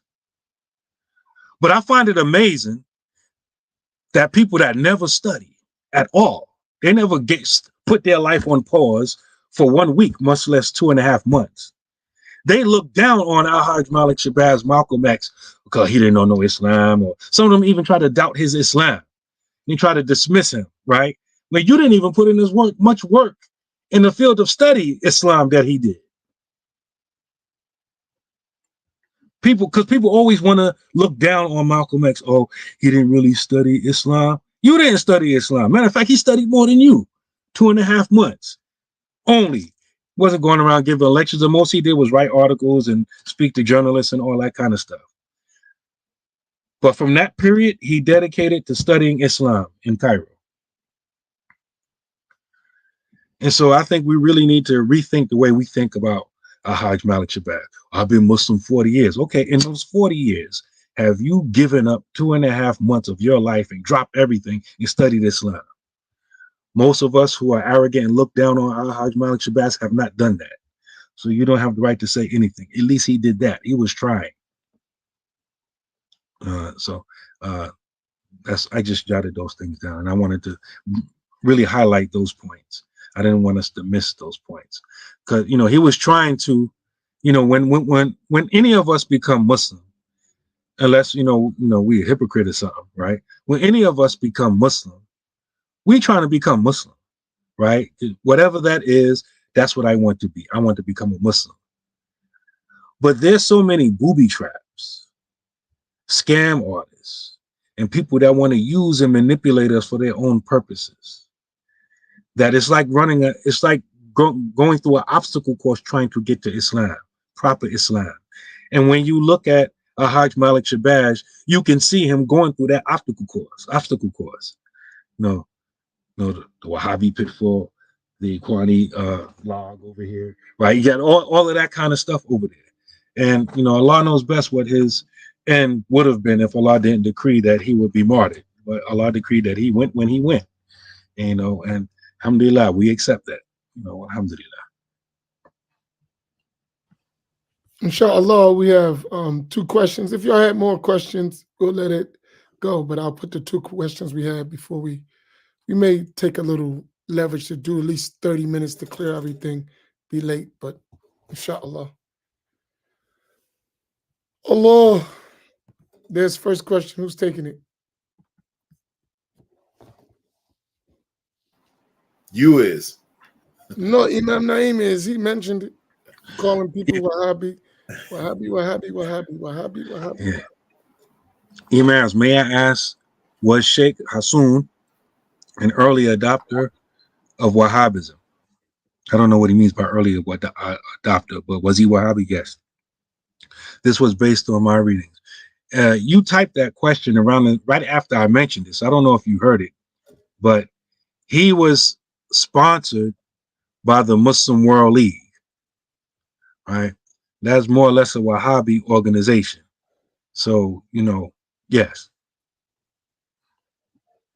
I don't know if Imam Amin wants to elaborate. I think, listen, most of us are Wahhabi in our communities. I think that's a big problem. Like, even the guy who say he's Sunni, he's Wahhabi, default Wahhabi. As Imam Dawood said, diet Wahhabi. That's just a reality. And not necessarily from their side. That's what became dominant in our communities, Wahhabi doctrine. I think we need a whole lesson on what is a Wahhabi. I think people don't understand, because for them, Wahhabi and Sunni is synonymous. Where for us, when we talk Wahhabi, is not a Sunni. We don't consider it the same. So there is a need of not just names and labeling, it's a need of understanding. Names only identify things, right? So I think this is something that we should have. It's not a debate, it's clarification. We could debate after clarifying, right? It's like talking to someone about something and they have no idea what you're talking about. There's not an argument. You don't even know what I'm talking about, right? So first, you have to learn. Like I remember the guy said, "Oh, the Imam Amin got smoke for Malcolm X." What smoke? Because I said he was being taught by a Wahhabi. That's true. That's not smoke. It's true. You just read it, right? So if you just say he was being taught from a guy from Sudan, what was that guy teaching him? What was he learning? Right? What were the texts? Who were the referent scholars? What was the ideology that was being given to him? No one never talks about it, right? It's not to be mean, it's what happened, right? And when he went to Egypt, he was studying. What was he studying? It was something. When he was talking to those guys in Geneva, Switzerland, those Ikhwanis, right? What were they teaching them? Like, that's something you should be concerned about, not as a way of criticism, a way of understanding, and then how do you process what you understood? You follow what I mean? It's very important because that's something we can't escape, right? We have to figure out how we're going to move. And even if we're going to ignore some things, we got to figure out what we're ignoring, why we're ignoring it, and what do we need to do so it doesn't harm us, right? Like, okay, we're going to unite. Let's say like this. I'll give you an example.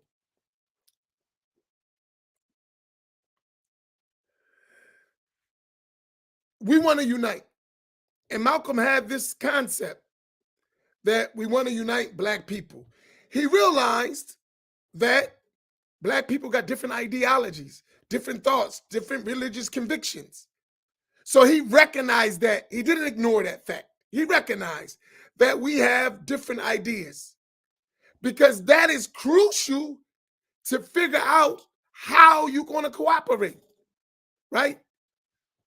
So when we look at us just as African Americans and people saying they're Sunni Islam or Islam, people got different understandings of Islam. And how are we going to navigate that? It is definitely not going to be ignoring it, because all that's going to happen is people going to be doing their program trying to undermine others, even when we're trying to unify. Let me give you an example of that, if y'all indulge me, because I've been having this discussion over the last couple months. You know Jama'atul Tabligh, the Tabligh Jama'at.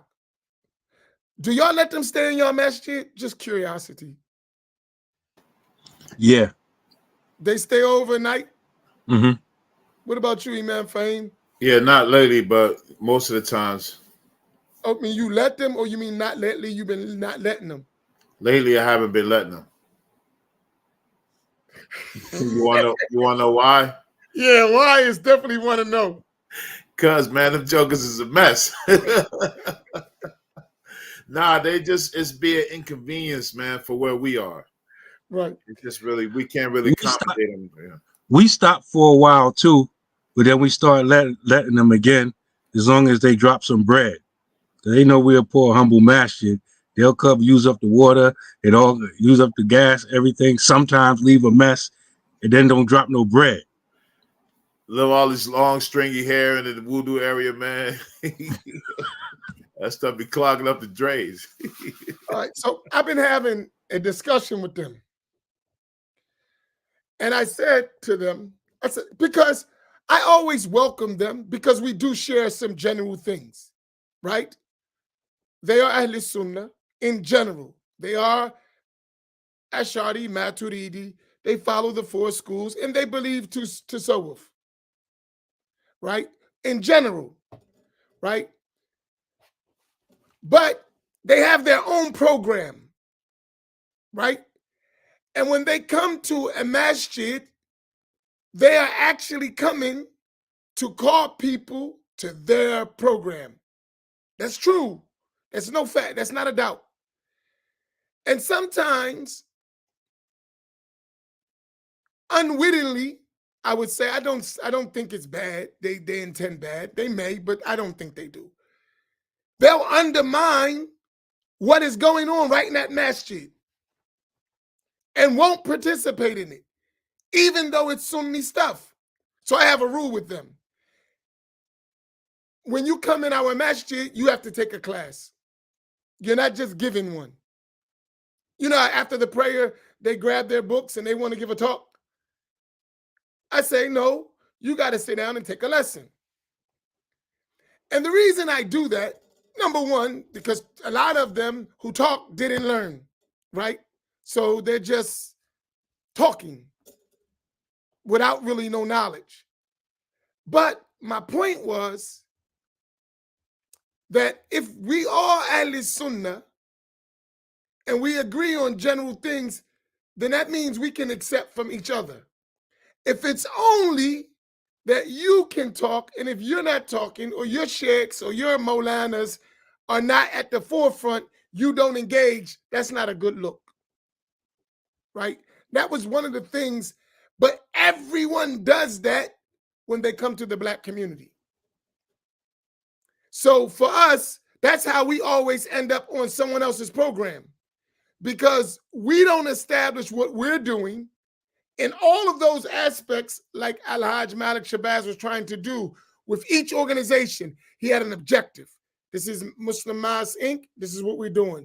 This is the Organization of Afro-American Unity. This is what we're doing.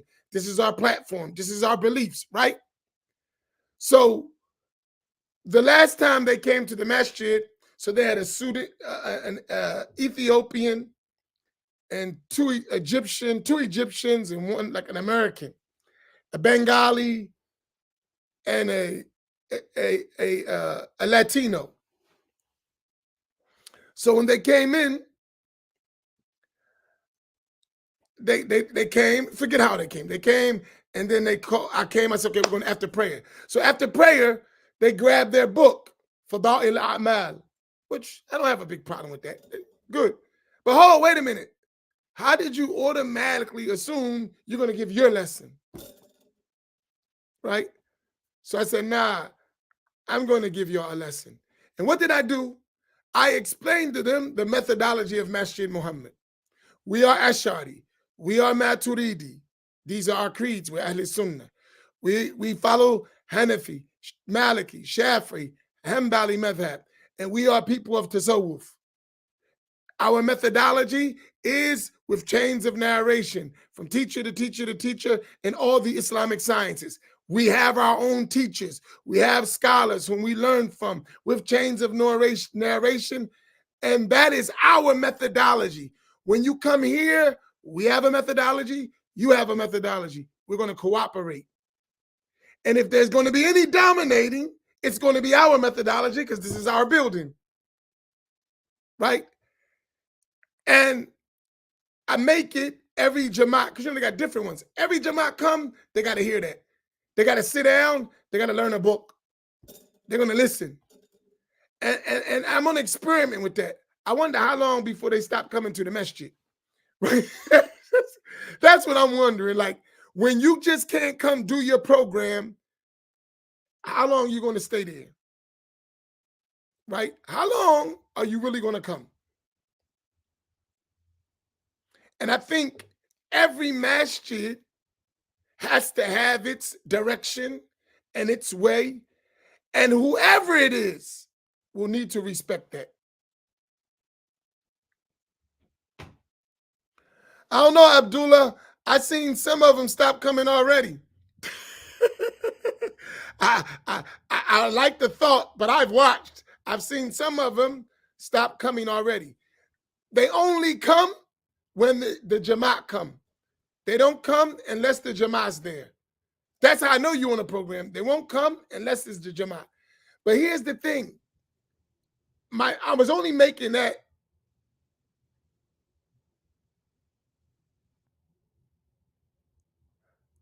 I'm only making that point to show you that that's what Al-Hajj Malik Shabazz was trying to do.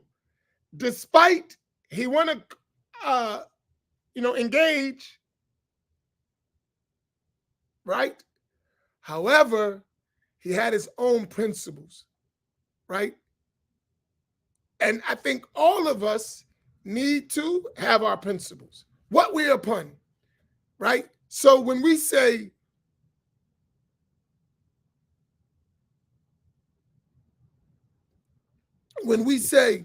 this is our methodology, it doesn't mean that we shouldn't cooperate with others, but it should be clear so we can know the lines of cooperation. I think that's extremely important. And that's why, like on this platform, we never hesitate. We are Ash'ari, we are Maturidi in Aqidah, we are Hanafi, Maliki, Shafi'i, Hanbali in fiqh, and we are people of Tasawwuf. And we don't shy away from making that plain and clear.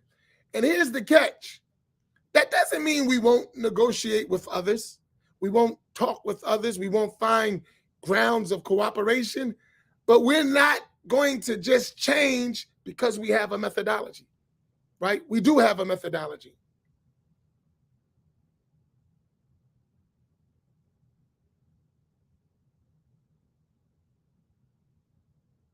So I think this is something we should consider. So when I'm talking about any group, Wahhabi, Ikhwani, other, we should know what we're doing and we should know how we're going to engage with that.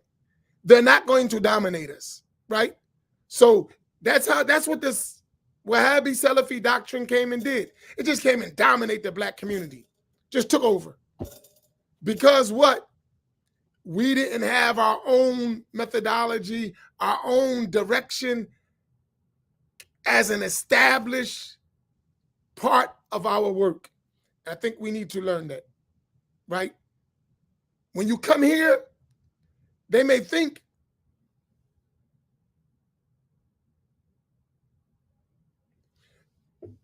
they may think that when they come in the Black Masjid, automatically we don't have a program, and we should change that. We do have a program, and our program is just as valid as whatever you're bringing, right? And we should feel that way. I think this is very important, and I see if Malcolm X was alive in our time, I believe he would have had this system set up in a similar way. And Allah knows best. That was so I think we need to have, I think most people, when they just hear titles, they didn't even listen to what those titles indicate. And I think we should do a service to our people by really explaining what we mean when we say titles, so it's not just like name calling like we little kids. No, we're not name calling. It means something. It signifies something. And there are valid points of disagreement that you need to overcome for cooperation, because we're never going to cooperate successfully if we don't learn how to navigate our differences. And we'll never learn to navigate our differences if we don't admit that they exist, right? And I should just say that again. We will never cooperate adequately if we don't learn how to navigate our differences.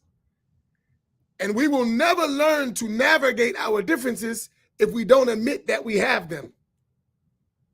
I think those are crucial points for us to understand.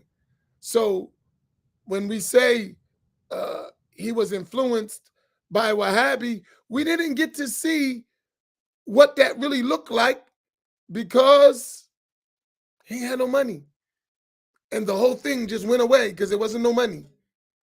Right? And if we take the claim of our elders who are supposed to be the successors of that, they're Ash'ari, Shafi'i, and Sufi. So they follow that methodology. At least that's what they tell us, right? And we accept them for that, and we believe them for that. And they're still trying to navigate, but they have their own system. I think that's something we have to learn. But because we've been dominated and we challenge the status quo, that has become something we can't be afraid of. And Allah knows best. Here's the next question. Assalamu alaikum. How can we reclaim Malcolm from the socialists and communists as his wife, Dr. Shabazz, implored us, the Sunni Muslims, to do? I think, again, my answer to that question is to do a lot more of what we're doing right now. We are, bringing facts, receipts, and reclaiming the narrative. A lot of times we want to give one lecture or write one book or do one podcast and think that's, enough to wake people up. No, we have to be consistent. Everything we're doing, not just this, but anything we're doing, it has to be consistent. It has to be revisited. It has to be modified. It has to be consistent. There are socialists and communists and a whole lot of other people too who claim Malcolm, and they talk more about Malcolm than we do, and we Muslim, right? And so, and that's partly because, some of us, again, in our subconscious, we feel guilty for talking about Malcolm. A lot of us. I know not all of us, but a lot of us do. Some of us, as I said earlier, there are some Muslims who even will tell you that Malcolm wasn't really Muslim, or that he wasn't on the Sunni, or something like that. So we have all of this going on around in our community. We have to, and I think we have to stop being so ceremonial, right? Most of us will only have a program on Malcolm in February or in May when he was assassinated or when he was born. There's 10 more months in a year. There's 50 some odd weeks in a year, right? Malcolm's life is so many jewels and learning points and things that we can get from his life that we should stop being so ceremonial with it, right? Oh, this is the time when he got assassinated. Let's do a program, right? And everyone is doing it. Immigrant Muslims doing it, non-Muslims been doing it, right? And when the immigrant Muslims do it, trust me, you're going to get that, to quote Cornel West, you're going to get the Santa Clausification of Malcolm X. Hey,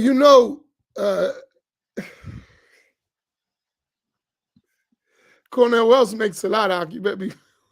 He what? Oh, yeah. But he said that a long time ago, right?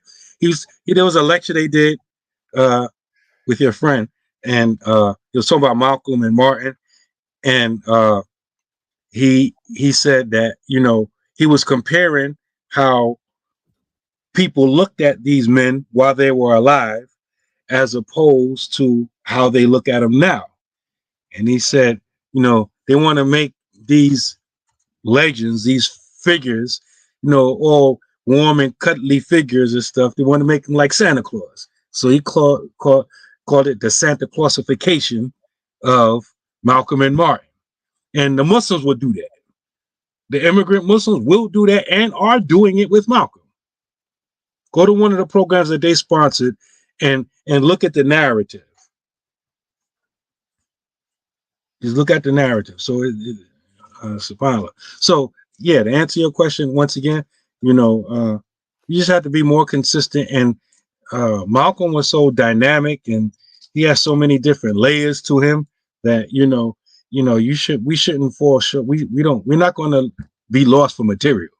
He's a public figure, always speaking, writing, got diaries, got a whole bunch of stuff, right? So Muslims, this should be an interest of us. And I've those, not, go ahead. I want to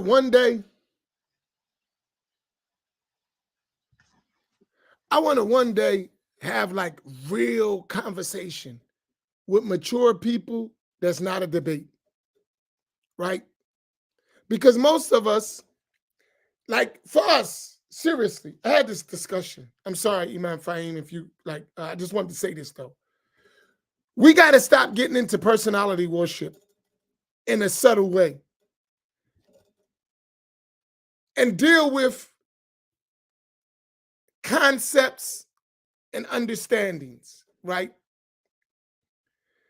Because we may like something in a person this way and they be good at it, but they may suffer from radical deficiencies in another area that we don't accept. But this is good. This is bad. This is good. This is beneficial. We need to be able to examine things and then contextualize them. I really think this is a big problem. Like, right? So we'll like something in an individual and we'll highlight that to the extent that that person becomes a model. But if you talk about the areas where they weren't that strong in and they were not beneficial, it is as if you attack the things he's good in. No, he was good in that. In this area, we can't follow him in that. We need another example. And for us, when you think as an independent people, we should examine everything like that, right? And accept it like that. It's not offensive to disagree. That's not offensive. In fact, all mature people and advanced civilizations learn how to work through disagreement, right? And it's not offensive to say, nah. That ain't a good example. And I think one of the worst examples we've had is in the Islamic knowledge department. We haven't seen educated Sunni Muslims at the forefront in our communities. And when I say Sunni, I mean as we understand Ahl Sunnati wal Jama'ah to be, in the traditional sense, in Aqidah, Ash'ari, Maturidi, in fiqh, Hanafi, Maliki, Shafi, Hanbali, and people of Tasawwuf, and following that general methodology of Ahl Sunnah, we haven't seen Black leaders that have been highlighted that were extremely learned in that and respected. We haven't seen that yet. What we've seen is people who've been influenced or intimidated by Wahhabism. That's been our plight. And we act like that's not real. That's real. That's why we sound so strange. That's why people will call us Alcon. Because a lot of Black Sunnis have been silenced either out of fear of themselves for their own safety sometimes, out of fear of their livelihood so they don't, or just not being that strong and not being able to deal with differences of opinion. So they just remain silent and let people run all over them. That's why the Black Imams Roundtable sounds so strange, because it's not common in our communities to be a Sunni, a real Sunni. That's not common in the Black communities. It's strange. So we have to get past that, right?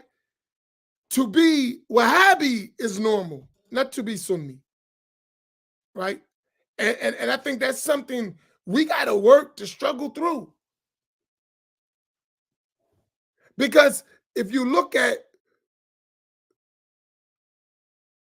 and that became Islam, that's become Sunni Islam. When you describe it Take the name off. What is a Sunni? And describe what the Sunnis believe. Describe how they believe. Describe how they practice. Describe how you're going to have a Wahhabi explanation. And that's going to be the common thing. So I think for us, there has to be a level of maturity where we can actually talk about differences. And not with enmity, for the purpose of education and critically thinking our way to how to navigate that living reality. If we don't do it, we're never going to go where we would like to go as a community.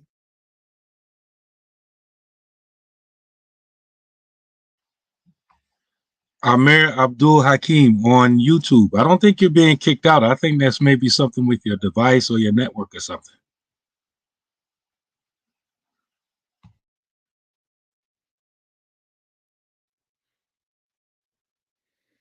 I put a few other questions and comments in the private chat.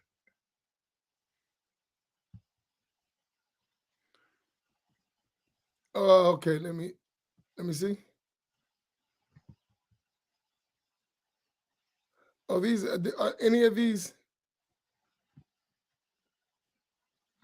Milton Shabazz, he said, do Masjid still give certificates for acknowledgement of Shahada? Imam Faheem does. Absolutely. You see that? Come down, send your people down. We'll give them a certificate stamped, signed, sealed, and delivered. It's yours. And we're going to follow suit, inshallah.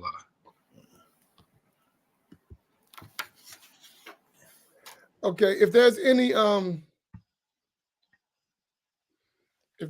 other questions before we close out, and I hope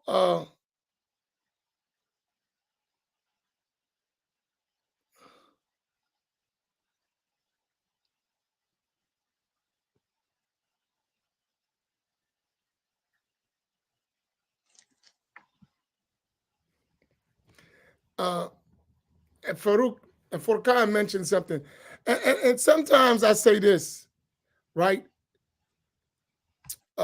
In that even among Ahl Sunnah, there are differences on the direction of the Islamic movement within our community. And I just think that's because we haven't sat down and talked face to face. Many of our leaders don't want to talk to no one else. Unfortunately, they don't really want to sit down and have real discussions. Because a lot of times people are leading and lacking at the same time. And in order not for that lacking to be shown, they avoid cooperation. If you understand what I mean by that. They're leading, but lacking. So the way they hide the lacking is by not engaging with others. For where they're lack, they fear, because we've been known to betray our leaders, which is we shouldn't do. So I can't bring the Black Imams Roundtable here, because if they talk like they talk, people are going to start looking at me funny. Right? So I got to have to answer some stuff, so they're not welcome. And they're not just with us. Learned people. They're not going to bring people who are going to expose how much you don't know, right? And even if it ain't intentional, but we shouldn't look at that. Maybe you're good in this, but not that. And when we come together, and maybe the one who's good in that is weak in what you're doing. That's the kind of mindset we got to have, right? So wherever you're good at, I'm going to accept you and I'm going to emulate you, because we're trying to win. But when you're not good at, where you're not skilled at, you shouldn't want to lead. You should want the one who's suitable for that to do that, right? And that shouldn't be a problem. But we've experienced that a lot, right? When we see people, they don't want to be around nobody with knowledge. They don't want no parts of that. I see it a lot. And that's how they cover their own deficiency, instead of being around people with knowledge and building yourself up and sharing that skill set that you're good at. You're good at movement. Let's talk movement. When we're talking about knowledge, you sit down and learn. When we're talking about movement, I sit down and learn. Like that's that kind of engagement we got to have. But sometimes we don't want to do that part. Let's just talk about what I like and what I'm good at. But when it comes to what I'm good at, I don't want to engage. This is not how you build communities. This is not how you build a collective, because everyone got their own community. That's what we have to do. Imam Faheem has his own community. Imam Naim has his own community. I have my own community. And all of us have to be able to come together and realize some of us are stronger in areas than others. And we can still cooperate and our communities collectively benefit. And I know with this group, all of us can honestly say our communities have benefited from our relationship. Everyone in my community, Imam Faheem community, Imam Naim, every community, even Darul Rahma, Sheikh Abdullah, everybody we come together with has benefited from that unity. And we all got different skill sets. No one is expert in everything. Nobody. Somebody's good at this, somebody's good at that. And we share that experience. And it works. I know we've benefited. Nobody's a better prop than me, though. I'm a phenomenal prop. Me too.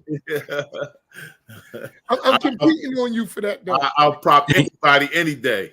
An emotional prop. Emotional prop at that. So I mean, I think that's something that we got to get out of. We have to stop, and us as a people, we have to stop betraying our leaders, our local leaders, because that's a push on the knobs. I don't want him around, because if he come and he's teaching books or he's doing this, or my people will leave me and go with him. And this is bad. We got to stop that too. Like, nah, even as a leader, I should be highlighting the good contributions that Imam Naim brings, or Imam Faheem brings, or Sheikh Abdul Kareem brings, or even the sisters, like Sister Sabria Mills, Sister Aisha Pram. The good things that they bring that we need, that we don't have, we should highlight that stuff and push people. Listen, you need that? This one's good at that. And collectively, we can come up with all we need as a community. And even when we differ, we discuss it. I don't say we're going to all be one in everything. That's not going to happen. But I think it's a level of maturity, and Allah knows best. I think. Akid Don Dean, he says, Assalamu alaikum, my respectable brothers. Is it possible that the Ummah could set up a scholarship program to send our children, people, to places of knowledge? The other side are sending people to Medina regularly. I think this is what I know at Masjid al-Mu'min, this is what we are trying to set up, here in Pittsburgh, but even also on the other side of the Atlantic in Africa. But that takes support and it takes money. And, it always goes back to what we're talking about. I know Imam Amin does. You just go to Imam Amin right now and just learn with him, right? He ain't doing nothing. You go to New Jersey right now. You learn book after book with him. Right? Anyone want to add to that, answer that question? I mean, we're doing the same thing. We're supporting people overseas. They're studying. And my thing is, we got people in Yemen. We got people in Egypt. We got people in Azhar. Listen, when y'all come back, y'all got work to do. But I think the biggest thing, they're having the same problem. We don't support. Our support, we ain't got OU money. We don't have OU money. And we don't have commitment enough for what we're trying to do. So I think for us, there's this issue of supporting each other, and what we're trying to do. It's a big concern, right? We just had students go overseas now, and we got to consider how we're going to keep them over there for 5, 6, 7, 8, 9, 10 years, and their families, and support them. We got to consider that, right? So shameless plug, I'm going to be tapping you up for some contributions to keep a family over in Egypt studying. I actually have 2 families over there right now, and actually 3. 3 families and 1 single person that we are supporting and helping, who are studying in Al-Azhar and in the circles with the scholars there, who we are working on now. So we're doing the same thing as Imam Naim, and all of us have that, but it doesn't come without an expense. And trust me, it's not a lot of money, but it needs to be consistent. For $12,000, you can support a family in Egypt and studying. $12,000, and that's a good life. No real struggle. They could just concentrate on study. $12,000 a year. That's $1,000 a month. And sometimes we struggle to do that. Right? So collectively, when we work together and we see promising people and we see all of our needs, stuff is easy. Right? But inshallah, may Allah make it easy for us. But in the meanwhile, take advantage of what you got on the ground. Many of us already studied. Many of us have completed stuff and books and ijazas, and people ain't even learning that. They want to go overseas, and you right here and not learning. What you going to do when you get overseas? That's a concern.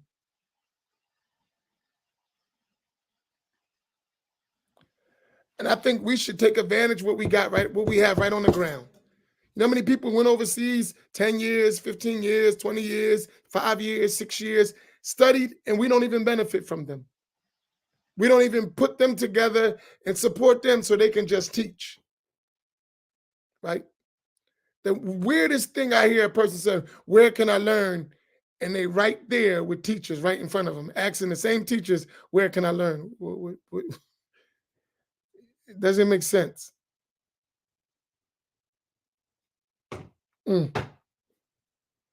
Okay, we closing out, Imam? We done? Yeah, we're done. We're done here. And I think when we talk about Malcolm X, and I know some people, why are they talking about Wahhabis? Because that's our reality. He was talking about white supremacy. We dealing with white supremacy. He was talking about the nation. We dealing with deviant ideas too that we have to address, right? It can't be ignored, right? So keep that in mind, And there's other stuff we're facing, not just that. And we forgot about, still we have to do da'wah to Christians. How many black people are Christians? There are more black Christians than there are black Wahhabis. We got a whole bunch of work to do. And we need people who can do that, who's effective at giving da'wah to Christians, right? To non-Muslims, to atheists. We got a lot of work to do. Hotep brothers. Nam, you want to close out? I closed out last week, I think. Yeah, I did. Alhamdulillah wa shukrullah. We thank Allah subhanahu wa ta'ala for giving us this opportunity to engage you all this evening. We ask Allah subhanahu wa ta'ala to accept it. We appreciate your presence. We ask Allah subhanahu wa ta'ala to increase you all in every good. And we ask Allah subhanahu wa ta'ala to facilitate for us to continue to do these works in our communities and in our individual lives, to raise the banner of Ahlus Sunnah wal Jama'ah, and to teach and to inform and to illuminate and to purify. And we ask Allah subhanahu wa ta'ala for tawfiq. Alhamdulillah. Rabbana taqabbal minna innaka anta sami' alim. Oh Allah, accept this from us. Verily you are the hearing and the knowing. Subhanaka Allahumma wa bihamdika wa nashhadu an la ilaha illa anta wa nastaghfiruka wa natubu ilayk. Al-Fatiha.